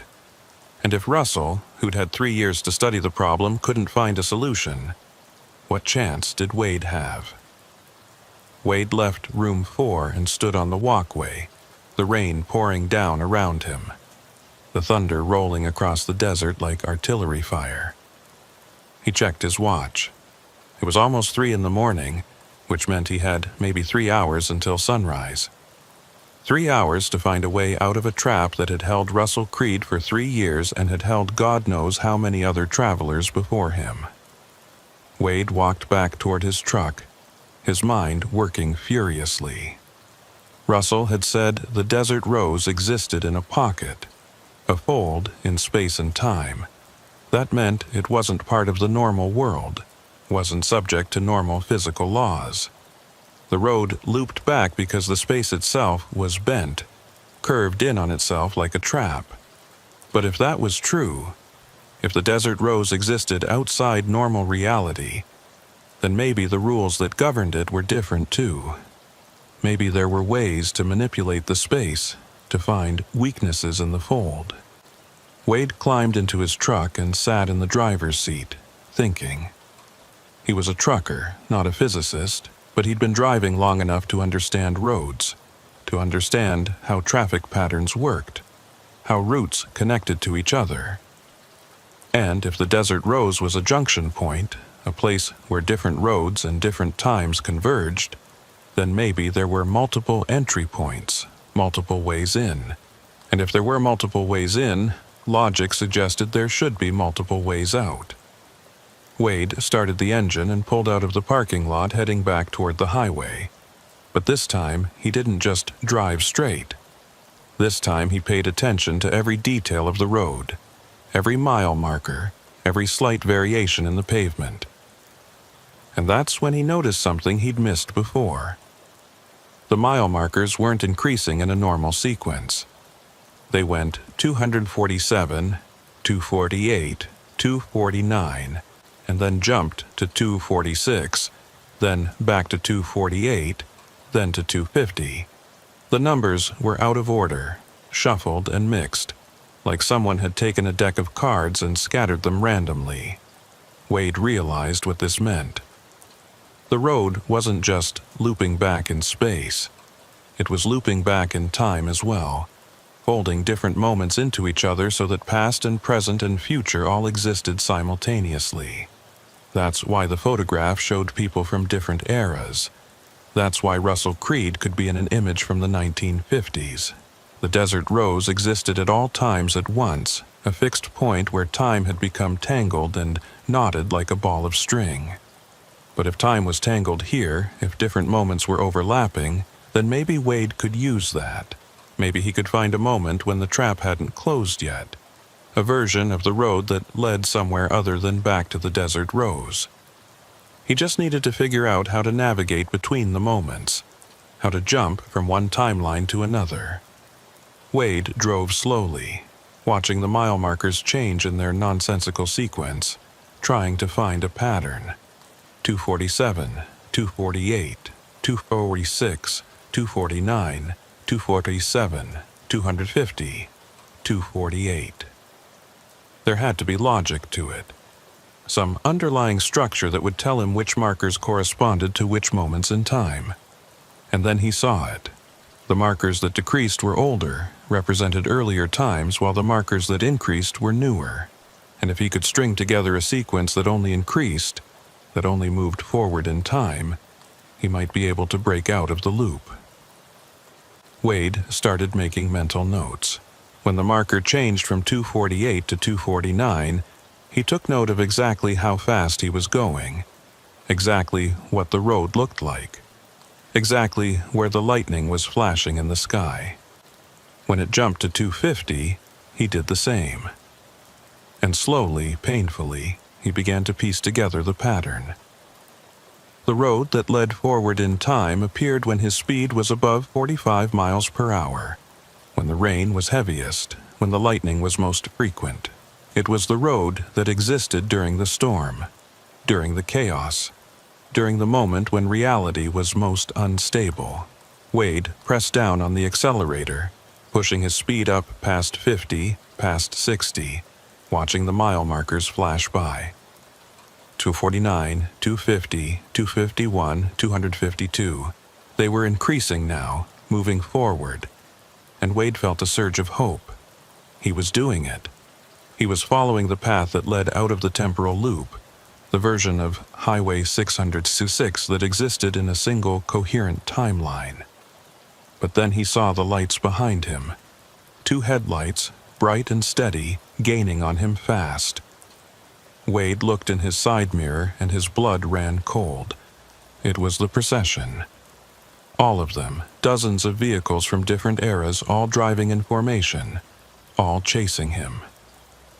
At the front was a 1950s sedan, and behind it a 1970s pickup truck, and behind that a modern SUV. And leading them all, visible through the rain-streaked windshield of the sedan, was Elvira Dunn. The vehicles were matching his speed effortlessly, staying right on his bumper no matter how fast he went.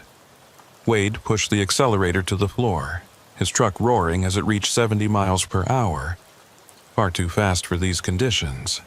But he didn't care. He just needed to stay ahead. Needed to keep following the forward-moving mile markers until he broke free of the Desert Rose's influence. His CB radio crackled to life, even though Wade hadn't turned it on. Elvira's voice came through, distorted by static but still clear enough to understand. "You can't outrun us, Mr. Coltrane. We're part of the road itself. We exist in all times simultaneously. There is no version of Highway 606 that doesn't include the Desert Rose. There is no escape." Wade grabbed the CB mic and keyed it, his voice coming out as a roar. "Watch me!" The mile markers were still increasing. 253, 254, 255. Wade was getting farther from the motel with each passing second, and the vehicles behind him weren't getting any closer. Maybe Elvira was wrong. Maybe there was a version of the road that existed beyond her reach. Maybe if Wade could just keep going fast enough, far enough, he could break free. The storm was reaching its peak now, the wind so strong it was pushing Wade's truck toward the shoulder. The rain so heavy his wipers couldn't keep up. Lightning struck somewhere close by, so close Wade could smell the ozone, and for just a moment the entire desert was illuminated in stark white light. And in that light, Wade saw something ahead that made his heart sink. The road ended. just stopped, like someone had cut it off with a knife. Beyond the pavement there was nothing, just empty space, a void that seemed to swallow light and sound and everything else. Wade was driving toward the edge of reality itself, toward a place where the road simply ceased to exist. And if he went over that edge, if he drove into that void, he didn't know what would happen. Maybe he'd die. Maybe he'd fall forever. Or maybe he'd end up right back at the Desert Rose, having accomplished nothing but proving Elvira right. Wade slammed on his brakes, his truck skidding on the wet pavement, tires screaming in protest. The rig fishtailed wildly, the trailer swinging out to the side, and for a horrible moment Wade thought he was going to jackknife or flip or go over the edge despite his efforts. But somehow, through a combination of skill and desperate luck, he managed to bring the truck to a stop about 20 feet from where the road ended. Wade sat there gasping for breath, his hands locked on the steering wheel, staring at that impossible edge. He'd been so focused on moving forward, on following the increasing mile markers, that he hadn't considered where the road might lead. And now he was trapped between the void ahead and the procession behind, with nowhere left to go. The vehicles pulled up behind him and stopped, forming a semicircle that blocked any retreat. Doors opened and figures stepped out, all of them moving in that same synchronized mechanical way. They walked toward Wade's truck slowly, inevitably, and Wade knew that this was it. This was the end. He'd tried to escape, had come closer than Russell Creed ever had, but ultimately the trap was too perfect, too complete. There was no way out of the Desert Rose Motel. Elvira walked up to the driver's side door and looked up at Wade through the window. Her expression was triumphant but also sad, like a parent disappointed in a child who'd misbehaved. "You tried, Mr. Coltrane, I'll give you that. You tried harder than most. But now you've seen what lies beyond the roads, what exists at the edges of the fold. There is no escape. There is only acceptance. Come down from your truck. Come join us. Let me show you what peace really means." Wade looked at the edge of the road, at that void that seemed to call to him with a voice he could feel in his bones. He thought about Russell Creed, about how he'd given up after 3 years of fighting, about how he was going to join the procession when morning came. Wade thought about his own family, about the life he'd left behind, about everything he'd lose if he stepped down from this truck and let Elvira claim him. And then Wade had an idea, a desperate, insane idea that probably wouldn't work, but was the only option he had left. If the Desert Rose existed in a fold in space and time, if it was a pocket dimension held together by some kind of binding force, then what would happen if Wade disrupted that binding? What would happen if he damaged the structure of the fold itself? The void at the edge of the road wasn't nothing. It was the boundary where the Desert Rose's influence ended, where the pocket dimension gave way to normal reality. And if Wade could somehow bridge that gap, if he could force a connection between the folded space and the normal world beyond, he might be able to break the loop entirely. Wade looked at his truck, at the 80,000 pounds of steel and cargo he was hauling. It was a weapon, if he chose to use it that way, a battering ram that could smash through almost anything if he built up enough speed and momentum. And if he aimed it at that edge, if he drove straight toward that void at full speed, the impact might be enough to tear open the fold, to create a rupture that would allow him to escape. Of course, it might also kill him. Probably would kill him. But Wade was out of options, and dying in a crash seemed preferable to spending eternity as one of Elvira's hollow puppets, walking the same paths forever in mindless obedience. Wade started the engine, which had died when he'd hit the brakes. Elvira heard it and her expression changed, understanding dawning in those pale eyes. "Don't," she said, her voice sharp with alarm.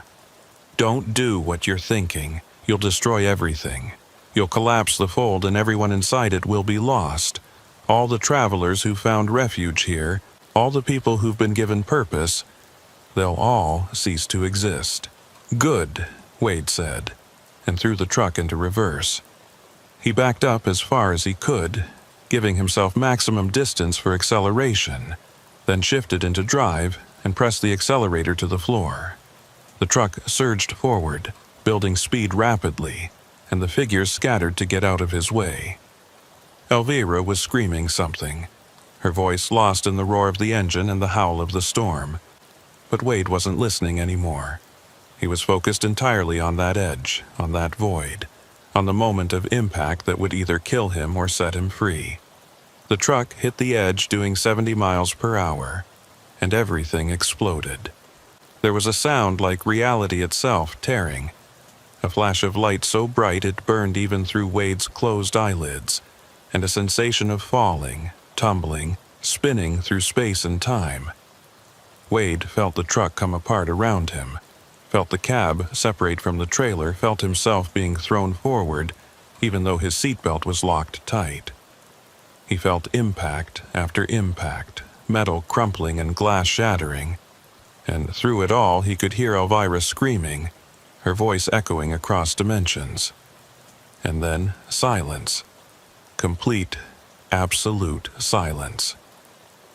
Wade opened his eyes and found himself lying on his back on hard pavement, staring up at a sky that was beginning to lighten with the first hints of dawn. The storm was gone. The desert rose was gone. The void was gone. He was lying on Highway 666, the normal Highway 666, with nothing around him but empty desert and the scattered wreckage of his truck. Wade sat up slowly, checking himself for injuries. His body ached everywhere, and he was pretty sure he had a few cracked ribs, but he was alive. He'd survived the crash, survived the collapse of the fold, survived the Desert Rose Motel. He looked around for any sign of Elvira, or the procession, or any indication that the temporal loop had followed him back to normal reality. But there was nothing. Just him and the dawn and the open road. Wade climbed to his feet and started walking. His truck was totaled, his cargo scattered across a quarter-mile of highway, but he was free.